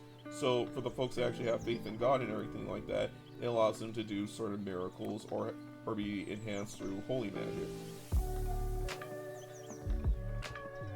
So the sniper priests in particular, they're required to blind themselves. So either they remove their eyeballs, or they wear like a little mask, or they have like a leather crop wrap, or have some kind of leather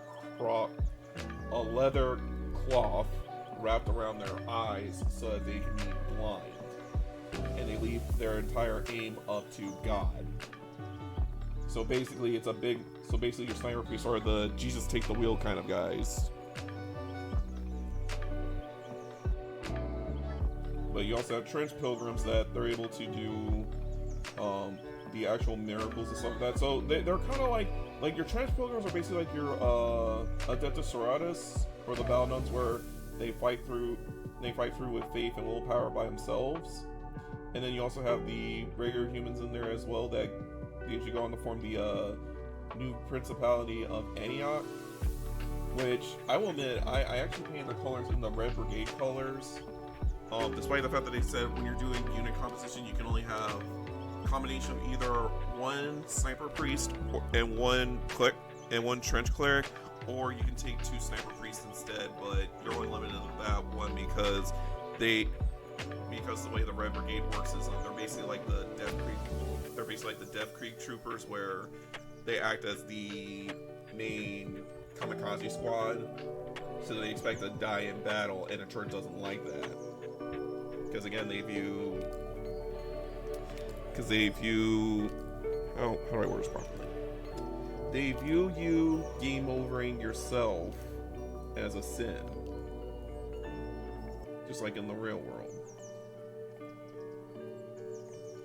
But the Red Brigade, I still like those guys because in their lore, they're actually composed of volunteers who lost someone in combat. So whether it's a friend, sibling, family, lover, if you lost someone to the war because of these demons, then hey, you can step up and kill them. Take your shot, gain revenge back at them.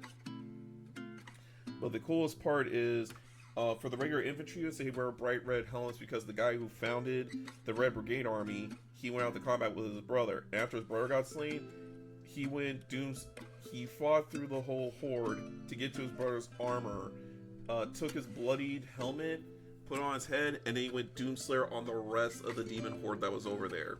He was the only survivor between both sides to actually make it out of that battle. And when he came back, the people started viewing it as an actual miracle, to where he actually formed the Red Brigade. And the craziest part is what they do for the ritual, where if you want to join the Red Brigade, you have to bring a token that has a bloodstain mark of someone you care about on there, just to show that you're ready to commit to the war. And then right before every battle, they meet up to have like a final meal with the Duke or Duchess of the area before they go into combat. So they go into combat expecting to die, but they sure as hell are going to make sure they're going to take down as many of the forces of hell as they can before they personally go down. Which I actually like that. I like that a lot, because it shows that you're willing to commit to the full mission, but at the same time too, you're going to make sure you go down fighting.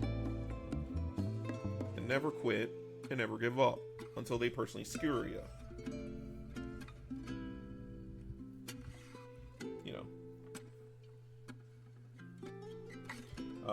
Okay, next we're going to work on is the red, and then we're going to do the gold. So, we're almost done with this.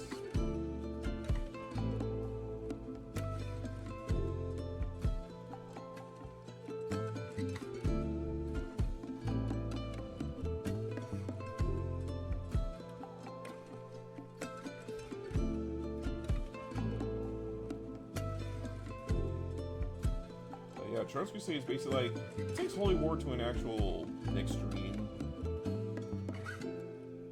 So, yeah, get ready to see some Eldritch Beings, Forces of Hell, although I will be disappointed if I don't see a damn Cyber Demon on the field somewhere, because I love fighting Cybernetic Demons. Or at least the steampunk ones.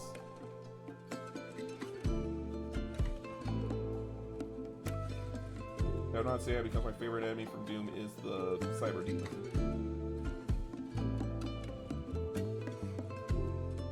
Which, I love fighting those. Those are always amazing.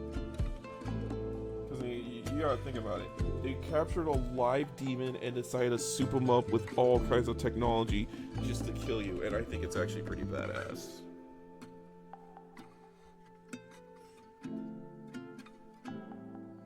Especially in Doom Eternal when they gave you that Doom Hunter tank. It was that one boss that was on his own like little hover track and stuff like that. It's amazing. I liked it better than the Spire boss. Oh, you mean Mastermind? Nah, Mastermind's always been a bitch.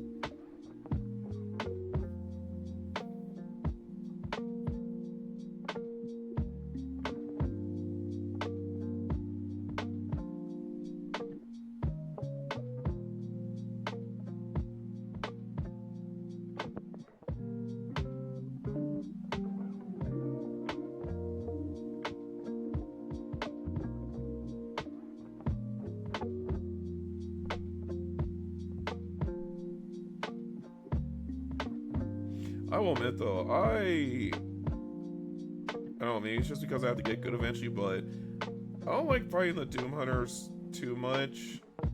The ones that actually have the riot shields up front, where you kind of have to play you have to play keep away with them to get them to like drop their shields real quick so you can drop them.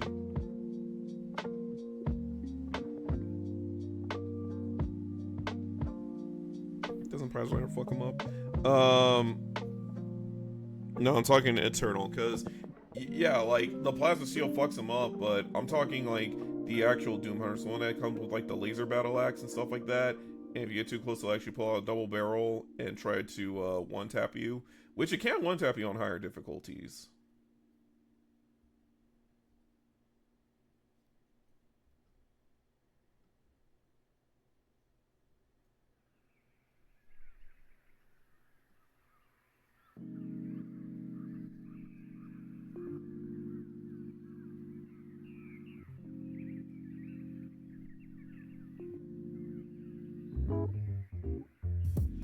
That was only on the smaller enemies. If it's the smaller enemies, it does make their shield explode in their face and kind of create a mini explosion. But otherwise, when it comes to like the elite enemies, no, it doesn't do that.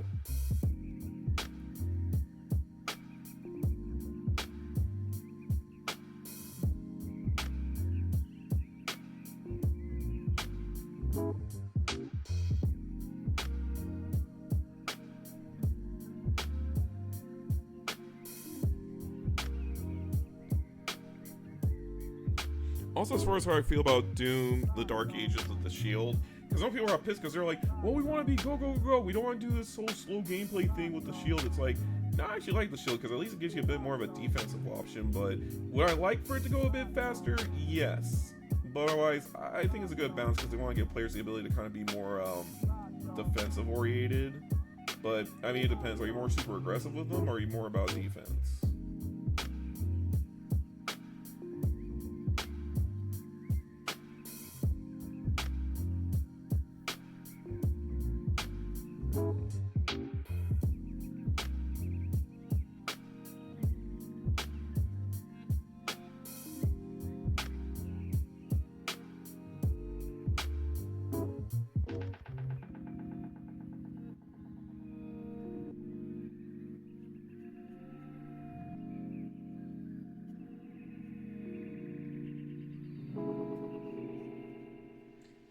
Careful, I'm gonna do the rope.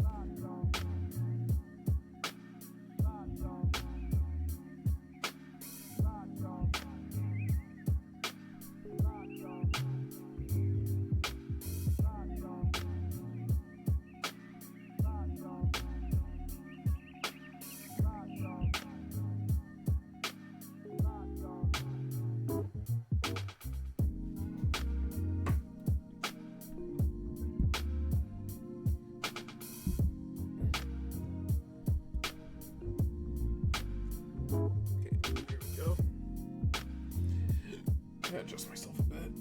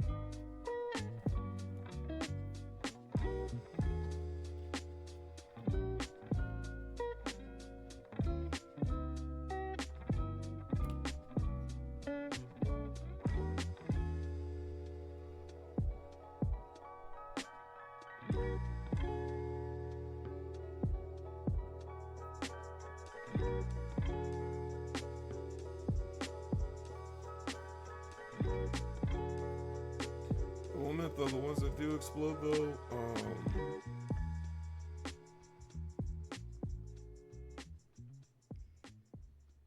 remember which one it was, but they had like this one kamikaze unit that's like it's supposed to like bum rush you and then explode in front of your face. I think it's like one of the other imps that do that.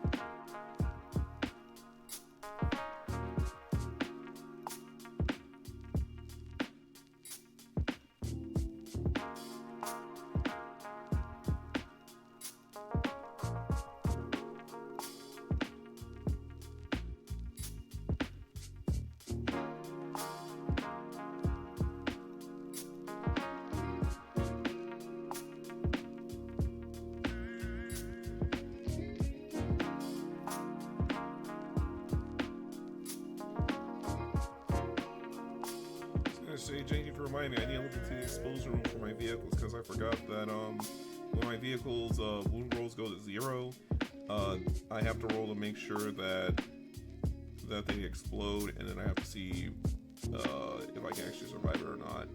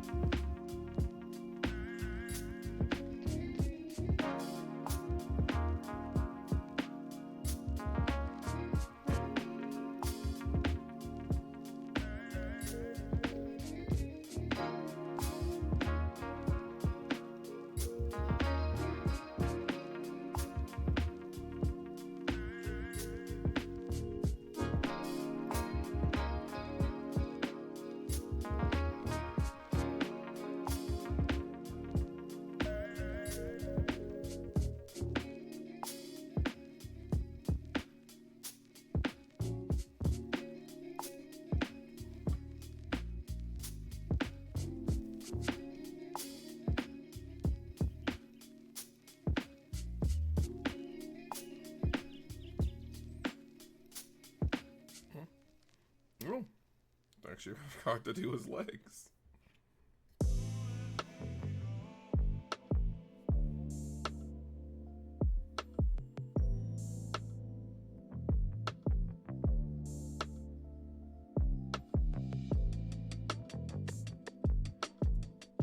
Oh yeah, that's right, Jay. Since you weren't here earlier, just to let you know, my schedule for week is gonna be we're gonna stream tonight. We'll stream again Wednesday night because we'll actually be place testing something for one of my guys over at my shop, and then I'll stream again on Sunday. Because I'll be busy the rest of the week.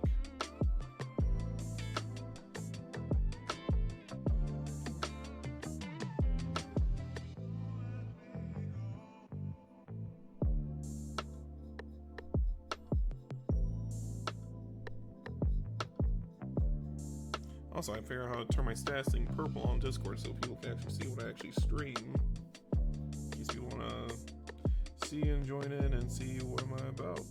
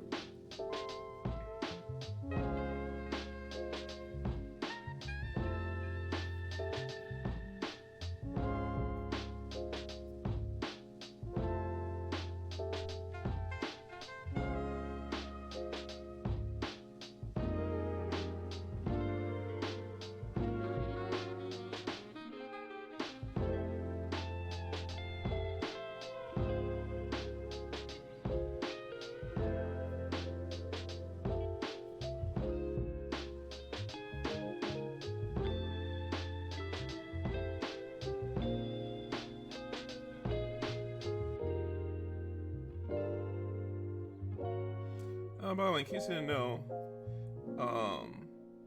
probably on Sunday I'll probably sub for a gaming stream. But I already kind of spun the wheel on a couple of ideas I had, and one of them landed on Sunset Overdrive, which is actually a pretty fun game for me, because that was probably the one Xbox game that came on to Xbox by Insomniac, and I thought that was a really crazy time over there.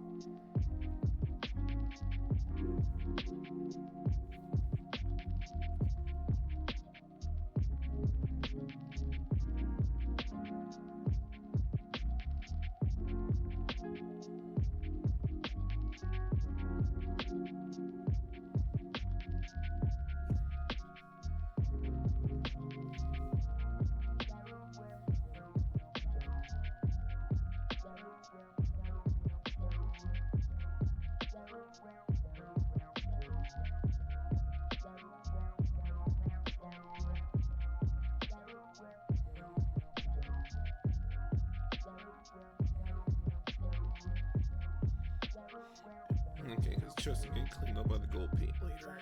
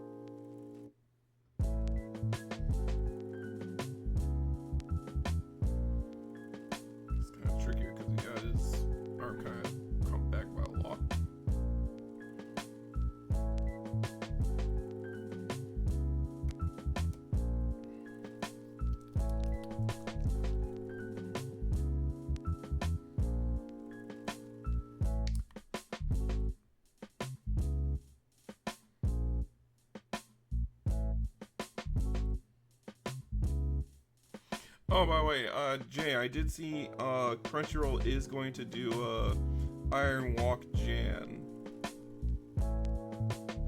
which is another cooking anime, except minus the fan service. Which honestly I say is for the better. What is that? Think Food Wars, but minus the fan service, and they're exclusively cooking Chinese food. But like really good ass Chinese food, not that stuff you get from Panda Express and them.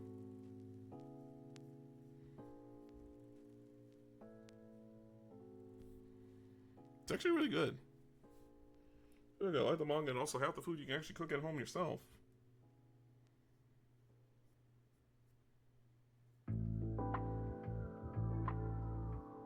So they got a little they got a teaser clip on Crunchyroll on YouTube.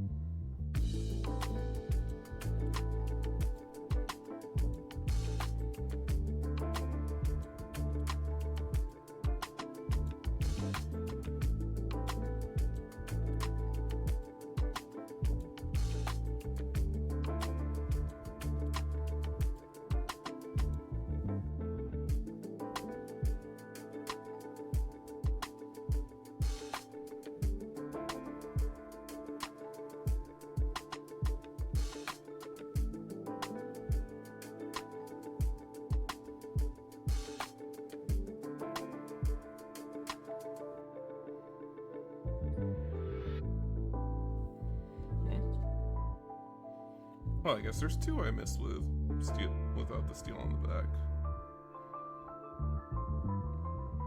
Okay, yeah, because we're gonna need to get the back of their legs. No, no. This one's different. This one is basically a kid who was raised by his grandfather, who used to be the top Chinese chef, now goes to Japan to challenge everyone else in Chinese cooking.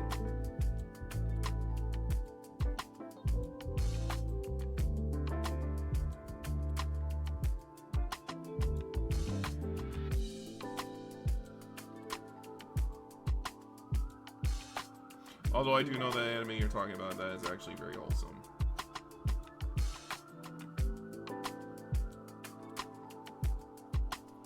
Like, oh boy, needed a wife, and guess what? One just showed up at his front door.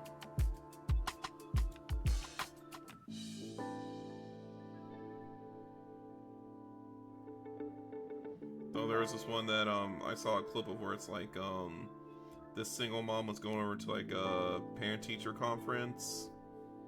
And she got all pissy because the new guy wasn't properly introduced yet. She said, "Oh, she saw him as a father figure."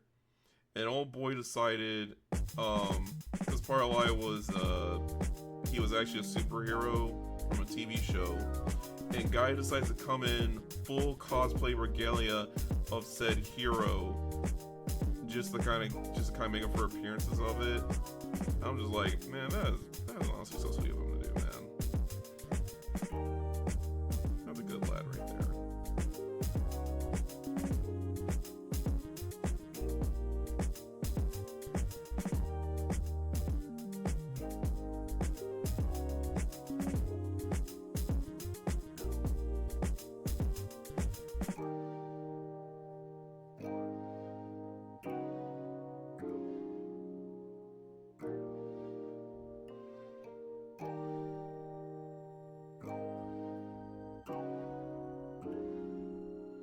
called Iron Walk Jan. They just debuted on the YouTube Crunchyroll channel.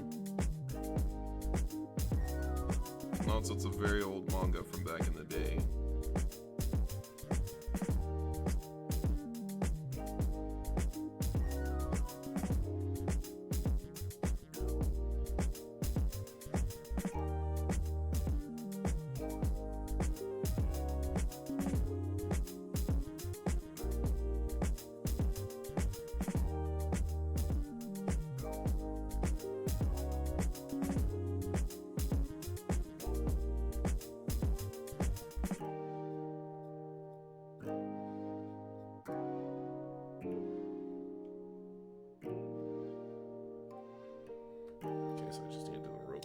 that's it for the reds. Then do the silvers back here.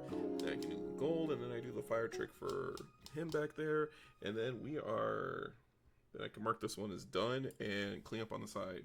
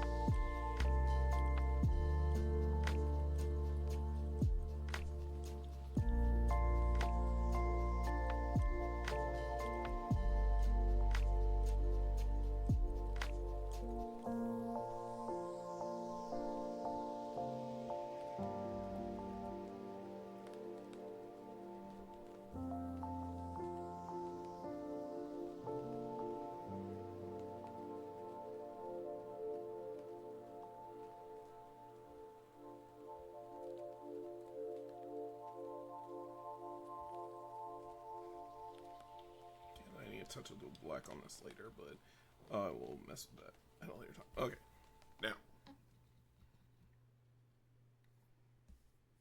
Yeah, it's absurd, but wait until you get into the later episodes, because trust me, I say Jan does some crazy shit when he cooks. In fact, just my spoiler, this is kind of like towards the final end of like part 1 of Jan, because there is a sequel series right now, but when they get into this contest where they have to cook shark, right? He smashes up the whole stage and turns it into like a giant electric grill. I shit you not.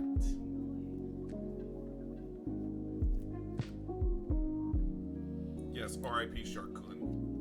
But he died for the sake of good food, because honestly, because they gave him like pre-packaged shark meat that they could have used, but because of the ammonia that's in there, yeah, it would have made it stink too much. Too stanky to use.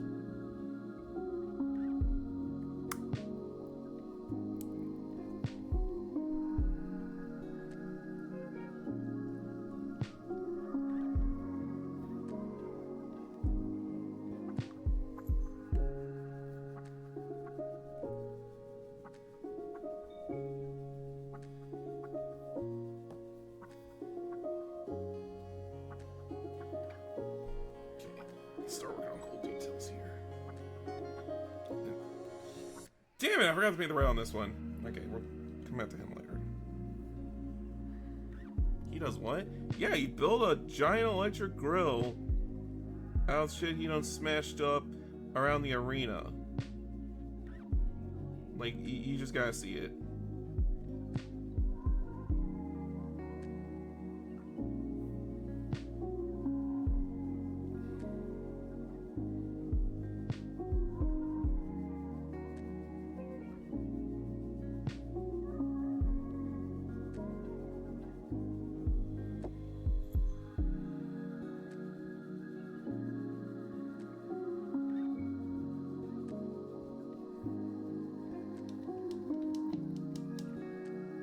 I'll just say, his personality-wise, he's like opposite of Someone, where someone's like, he's kind of laid back until it comes to cooking. This guy's like arrogant, in your face, but he can actually back up what he's saying.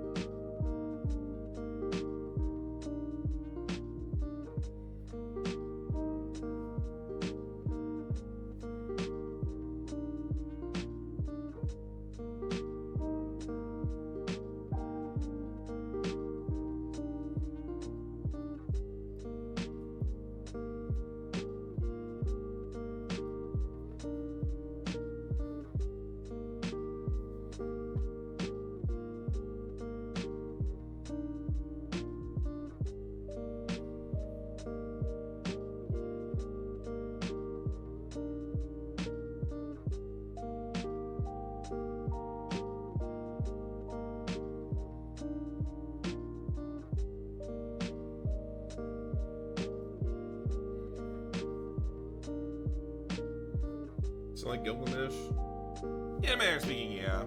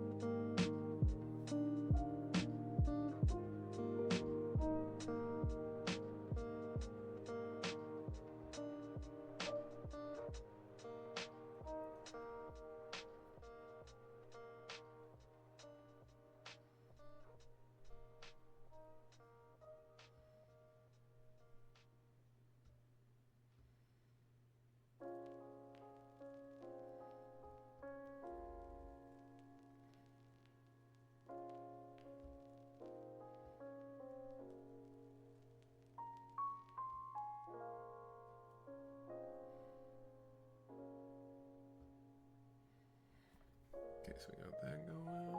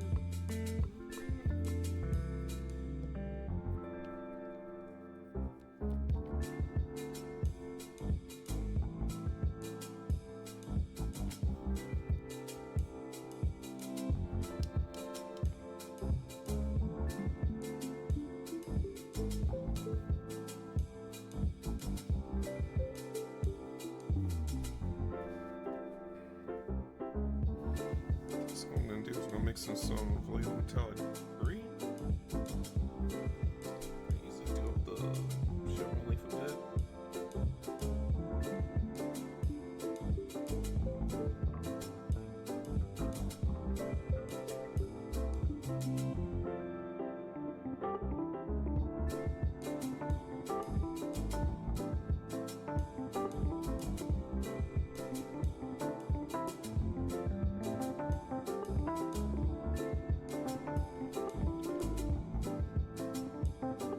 Hey Ryuzo, how's it going, man? Hey Jay, check it out. It's old buddy Ryuzo. Hey, we got a Discord server, by the way. Make sure you check out the socials page, and we also have the link to Discord right in the description panel, man. Good to see ya. How you been, man? How you been? It's been a while.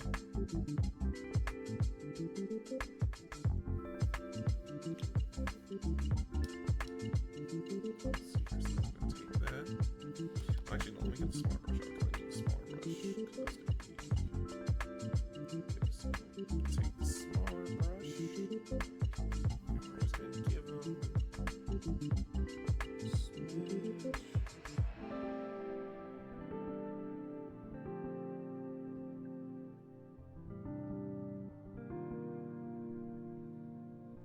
smidge touch right here. So just right here.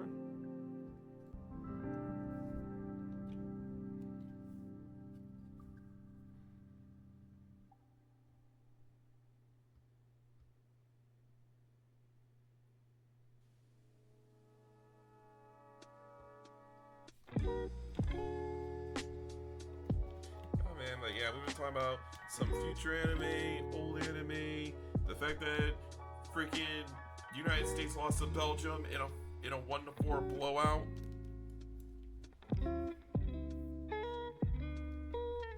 Also some of the weird stuff on you. Also some of the weird stuff we've been seeing lately, including got done introducing J2 Idiocracy here because he never saw it.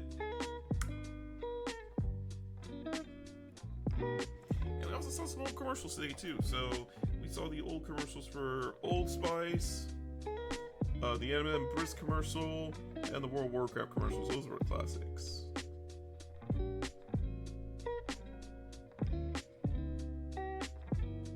Okay, retouch the gold there. I'm gonna touch the gold right here. Okay, perfect. Just gonna need a little bit of cleanup afterwards, but I think he should be straight enough for now. Okay. Okay. You I'm putting off the side because I forgot to do. What did I forget to do for you? Oh yeah, because I was missing some spots on the steel, and I gotta touch up the front. But you know, since I have you in hand anyway, I'm gonna make sure to paint your chevron.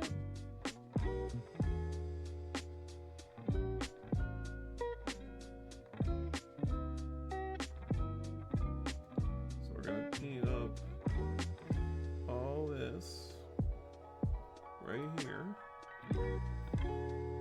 Gibby, how's it going, man? We're doing good. We're just finishing up the aggressors. We're almost done. I'm just gonna go back and do some touch-up work on these guys later, but I'll do it off screen.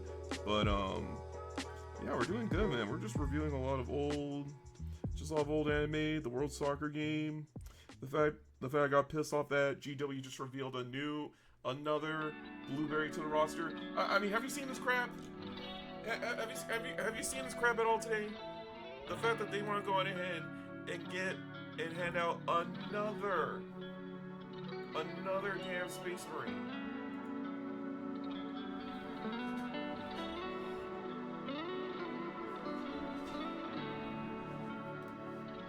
And actually, hang on a second.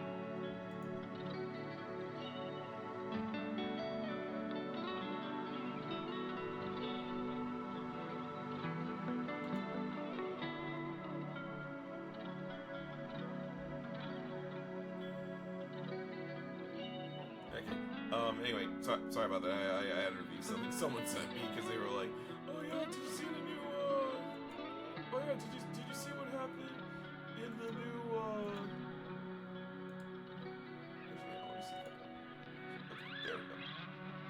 Yeah, because they're sitting there like, oh yeah, did you see what happened in the New England game? Okay, hold on a second. I'm trying to pull it up.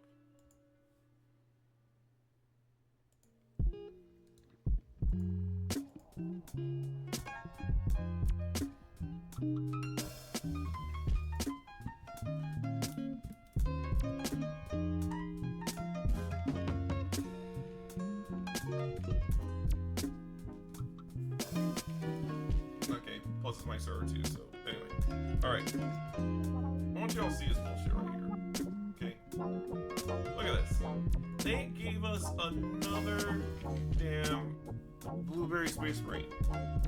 Despite the fact, if you look at meta right now, the Salamanders are taking the meta by storm right now, thanks to the combo Forge War Seekers and the Conclave Librarian combo. Okay. Now, I don't know if this is gonna be an official captain. I don't know if he's gonna be a named captain or not, or that's just the new sprue for captains. If this is the new sprue for captains, okay, sign me up. I will definitely take one for my army and paint in Salamander colors. But if he's like Ultramarine exclusive, then no, I want nothing more to do with it. Because honestly, I mean, yeah, they look good, but it's like, do we need another Blueberry onto the roster? Especially one that looks like the, whatchamacallit, especially, what's his face? Like, you remember the bodyguards, Calgar had, side by side? His royal bodyguards that he had on side, that they're now sold separate? Yeah, it reminds me of them. You know.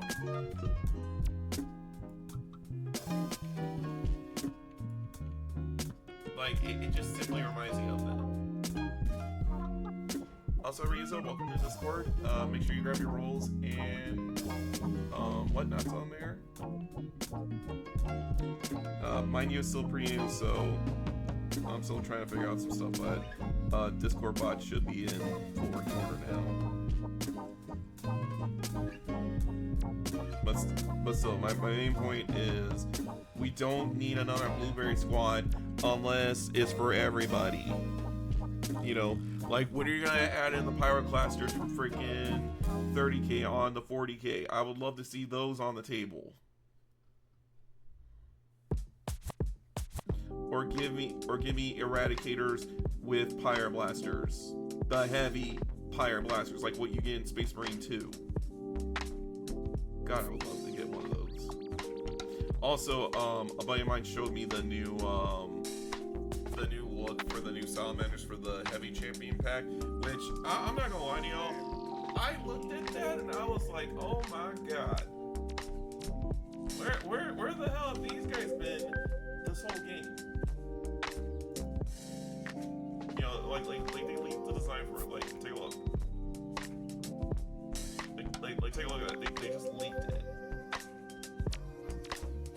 You know.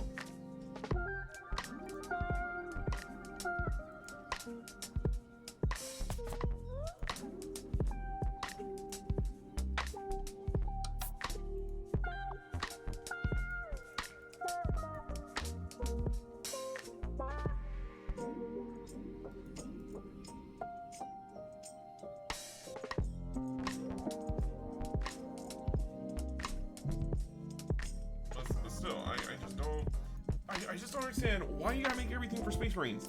They're fine. They're in a good spot. You know, show some love to the other chapters. You know? Or maybe, oh, I don't know. Let's bring back Vulcan because he's alive. You know? He lived. He's good. He's gonna come back with that milk. The Salamanders to victory. Because, I mean, look at Chaos. Chaos has all their Primarchs, minus Chaos Online, but that's for obvious reasons.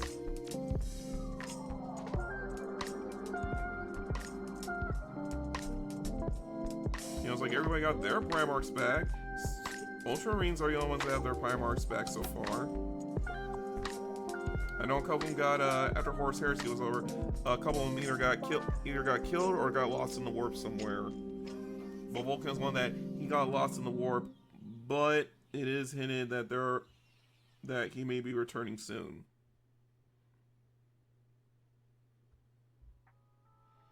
If he returns in 11th edition, I'm gonna scream my head off because I'm very excited to have him back.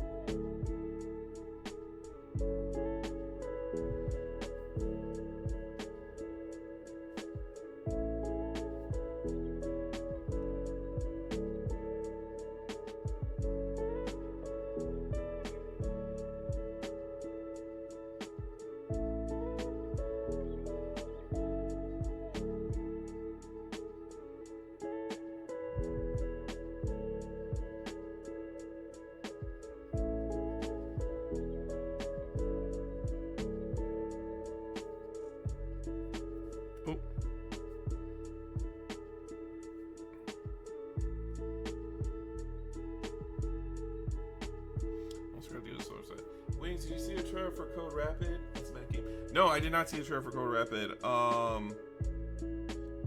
Actually, I'm looking at that because honestly, I'm trying to look into another mech-based game. I did find one called Impulse, but I had to drop it the second I found out that their anti-cheat was kernel code 0, which basically means they have access to your operating system and they can literally brick your machine if they want to. And I'm not about that life.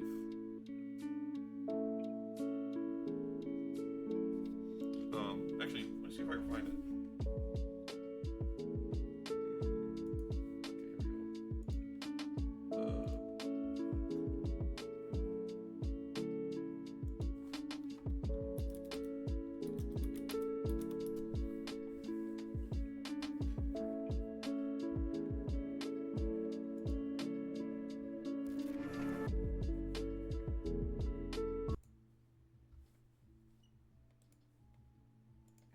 So let me do this real quick.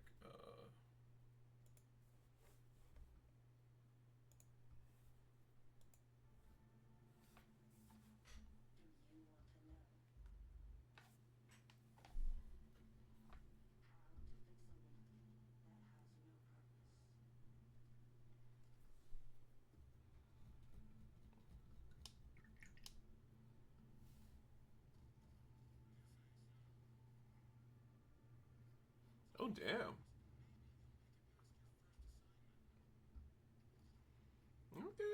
Okay, I'm gonna have a fail on this, but how fast does it actually go in actual game? Okay, so you got your fancy flips.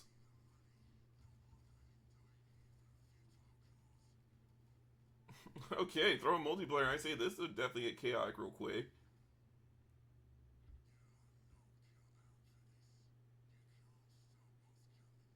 Okay, customization options.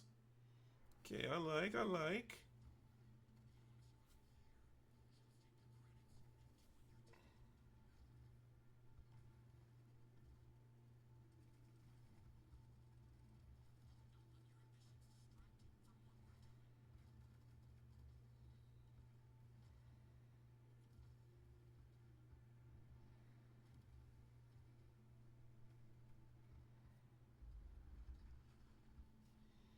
Okay, GI Mech boys as well. Alright.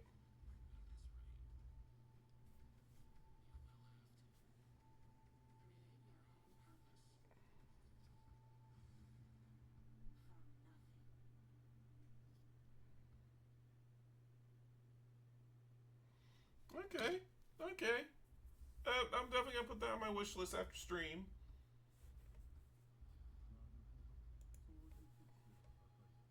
Definitely gonna put that on my list after stream on that one because I do like that. I'm definitely feeling on that one.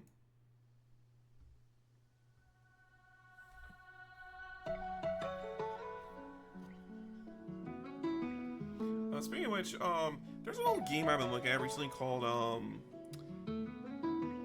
I think the Japanese version is called, like, Disaster Report. But I think in America it's called, I think it's called, like, Dangerous Outbreak or something like that, or, like, Bio Outbreak. It's this one where it's like you get trapped in a man-made island that's currently sinking, and you have to survive, the whole entire thing while trying to get out of the city. I know in Japan they call it Disaster Report, but I think it's called, like, Disaster Survivor or something like that. But, not gonna lie, it's actually a very interesting game that, I think they have a PS2 version out there somewhere, so I'll see if I can snag it.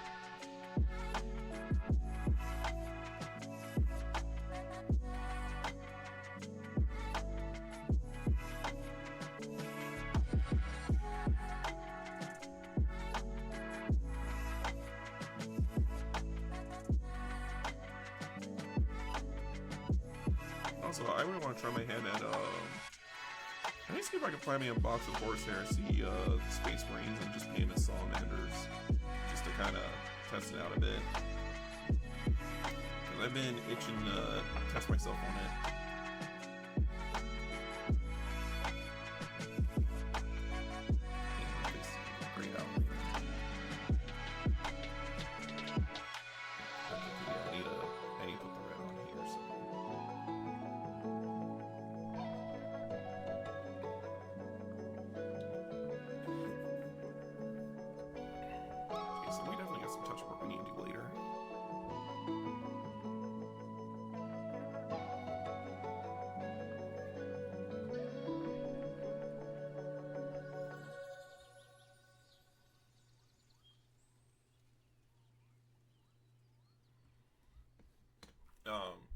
Also, before I finish these guys up,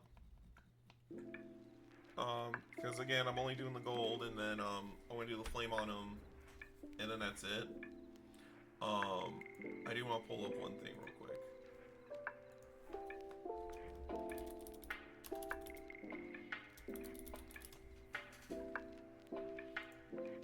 I'm gonna go and pull up the wheel.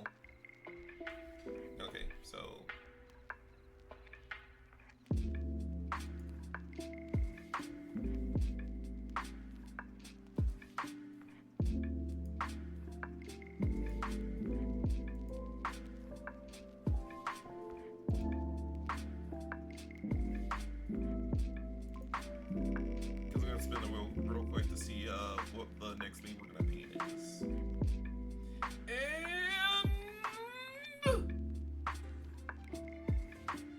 We got Hammer Strike.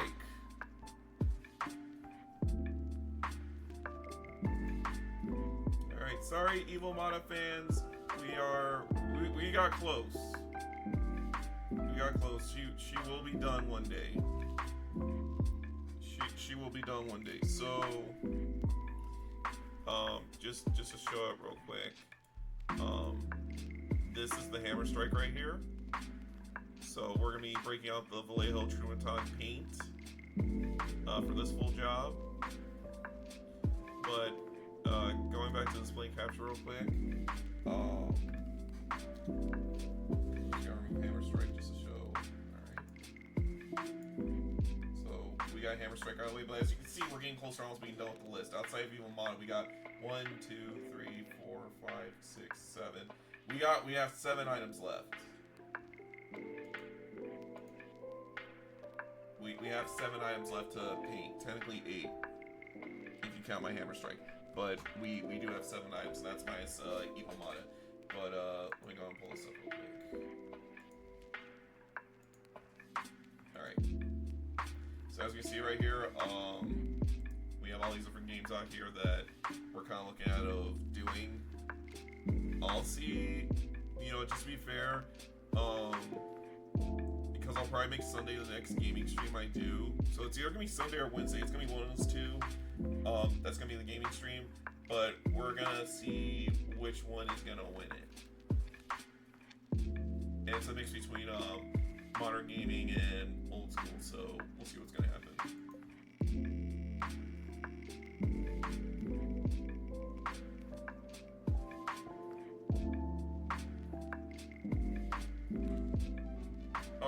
next game we're gonna be doing is Quantum Break. Actually, that's a really good one because that's the one where it's like one of the early Xbox One games where part of it's like part TV show, part gameplay. It's just really crazy, but it's like really good though because you actually do all kinds of quantum breaking stuff. So pause things, manipulate it. You just gotta see it. You just gotta see it. It's actually pretty solid. So yeah. Okay, so we will do a quantum break. So let me write this down. So I'll have quantum break installed because unlike other streamers where we're gonna sit there and stall for time while it's installing, I want to make sure this is installed prior to us starting, and I'll make sure it is in working order. Okay. So we'll test it, and if I can't get it to work or if something happened, we'll spin the wheel again for something else. But I'll probably limit it to whatever I have on hand. So quantum break and hammer strike.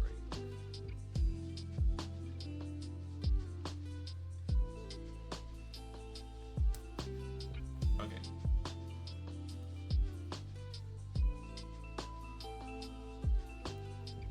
Yeah, I'm gonna go ahead and take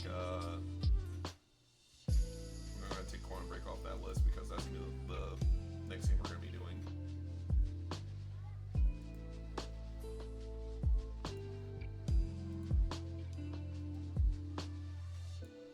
Oh, hold on. Screen, are you work with me here? Please? Okay, good. Alright. I'll make an announcement in Discord later about the next that we're gonna be doing. And I had a buddy of mine tell me how I can get some stuff to make my mini that I can do miniature photography better, or the very least just get a better background so I can put my minis on display like right there. I just need something kind of like a light gray. It's like that weird shade of like blue gray they put on the back of like high school photo albums kind of deal, it's like that kind of shade.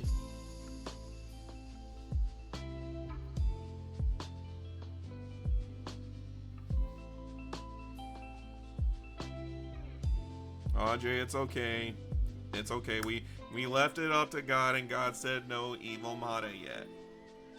Okay?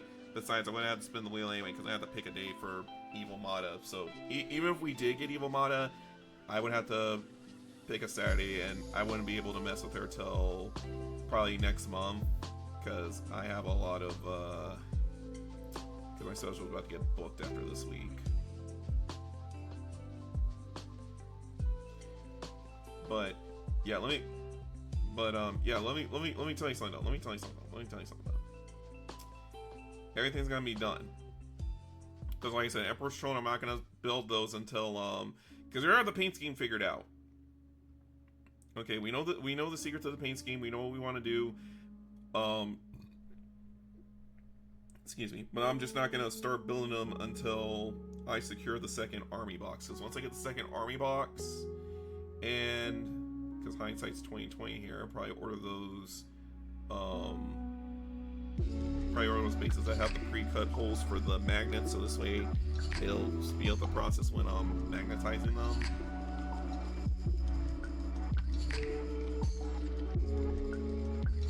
Because I do have that one Table Talk Strong Arm box that all the Warhammer players keep advertising 24/7.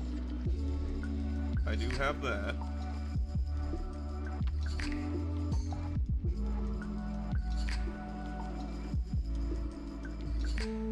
But yeah, I'll make the announcement on Discord saying what the next streams are gonna be. I'm not gonna post up a schedule tab yet because I'm still trying to figure out. Like, once I get the ability to actually have Saturdays off again, we'll basically doing Saturday night streams and then we'll do Sunday night streams. Unless we have like a holiday or, the job gets like a week off because we need to retool the line, which won't be until October. So we're already going to be going back to like Sunday night only streams for the most part. Unless I decide to stream early in the afternoon before work to go and start gaming. So honestly, that's not a bad idea now that I say it out loud. It's like, you work night, so it's like, you got time to, like, maybe not time to paint, because I like to sit there and relax, but at least you got time to, like, bust out a good game or two before you have to go into work. I think I might do that. Might have to experiment on it, but we can do that. Yeah, this is... Yeah, these guys are definitely getting a lot of cleanup off screen.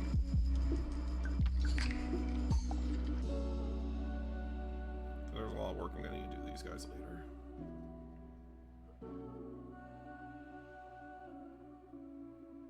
I'm not gonna bore y'all with the nitty gritty, and also I know y'all got places to be for most night. So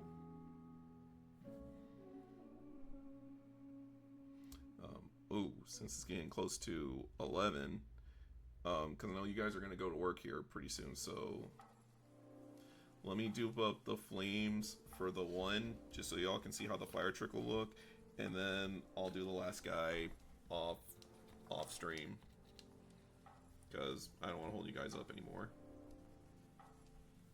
Okay, so for last stream, we're gonna introduce you to my free friends, Imperial Fist, Griffin Orange, and everybody's favorite shade of red, Blood Angel Red. That reminds me, we never did finish the argument with Dave Fury and I on what shade of red it was, but that's not a time or place for it right now. Give these guys a shake.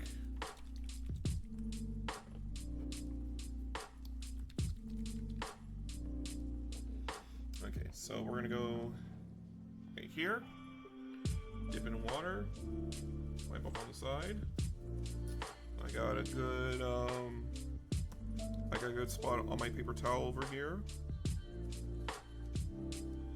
to do my thing. Oop. Okay, hold on. There you go. Dab it twice.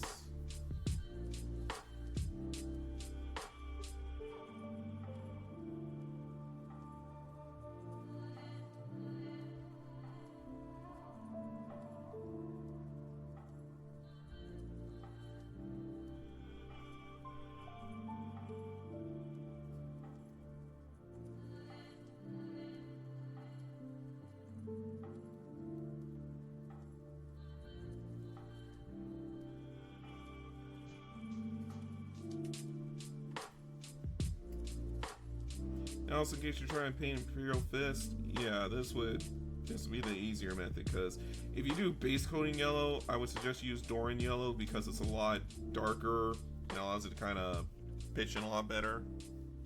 But okay, quick wipe off. Close it because I don't want to spill it like last time. Yeah, I spilled these pots like occasionally. That's why I had to keep it to where it's like way away from me. Okay, so dab, pull you out. Then we're gonna start mixing in the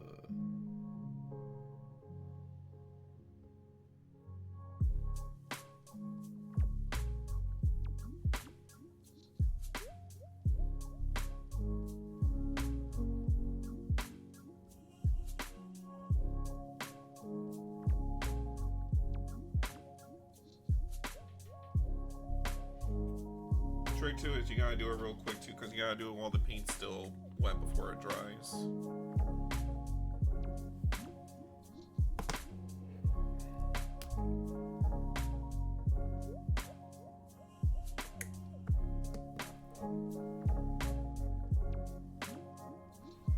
then I'm gonna do the very tip of it.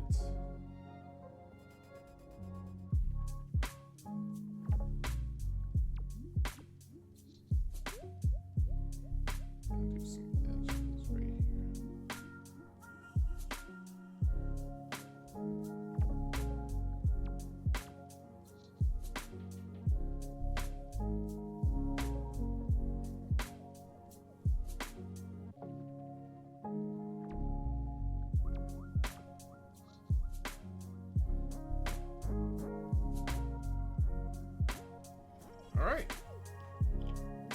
and that's the Aggressor Squad. Kind of partially done for the moment, but they're technically our tabletop ready. I'm just gonna be doing the finishing touches on the side, because just a few minor things I need to do along with some cleanup work. But yeah, the Aggressors are freaking done. So they'll be getting the Grimwash Dark after I get done cleaning up and getting them ready. But yeah. Alright, let's see here. Who is going to be our raid victim? Not raid victim, more like who we're gonna raid.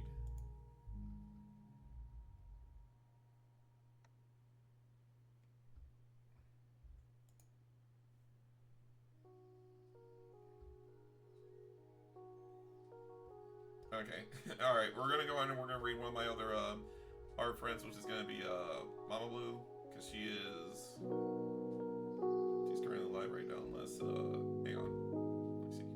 Do I have anyone else in particular?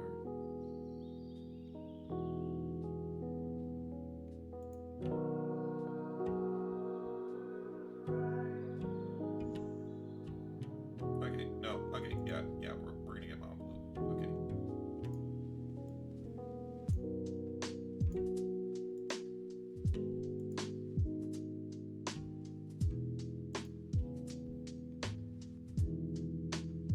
Where's my here we go. There we go. Okay. So alright, so / raid.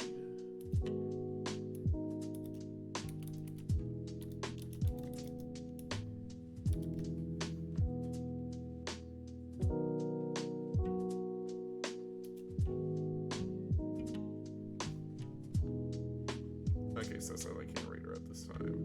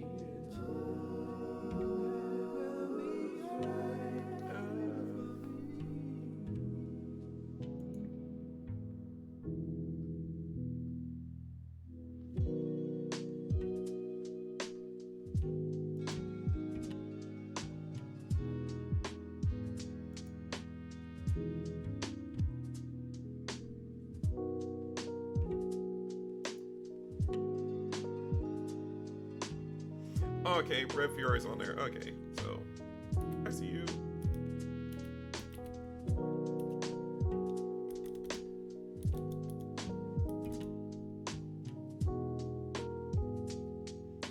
Alright, so we're gonna raid into our good friend Red Fury again. And I will see y'all on Wednesday.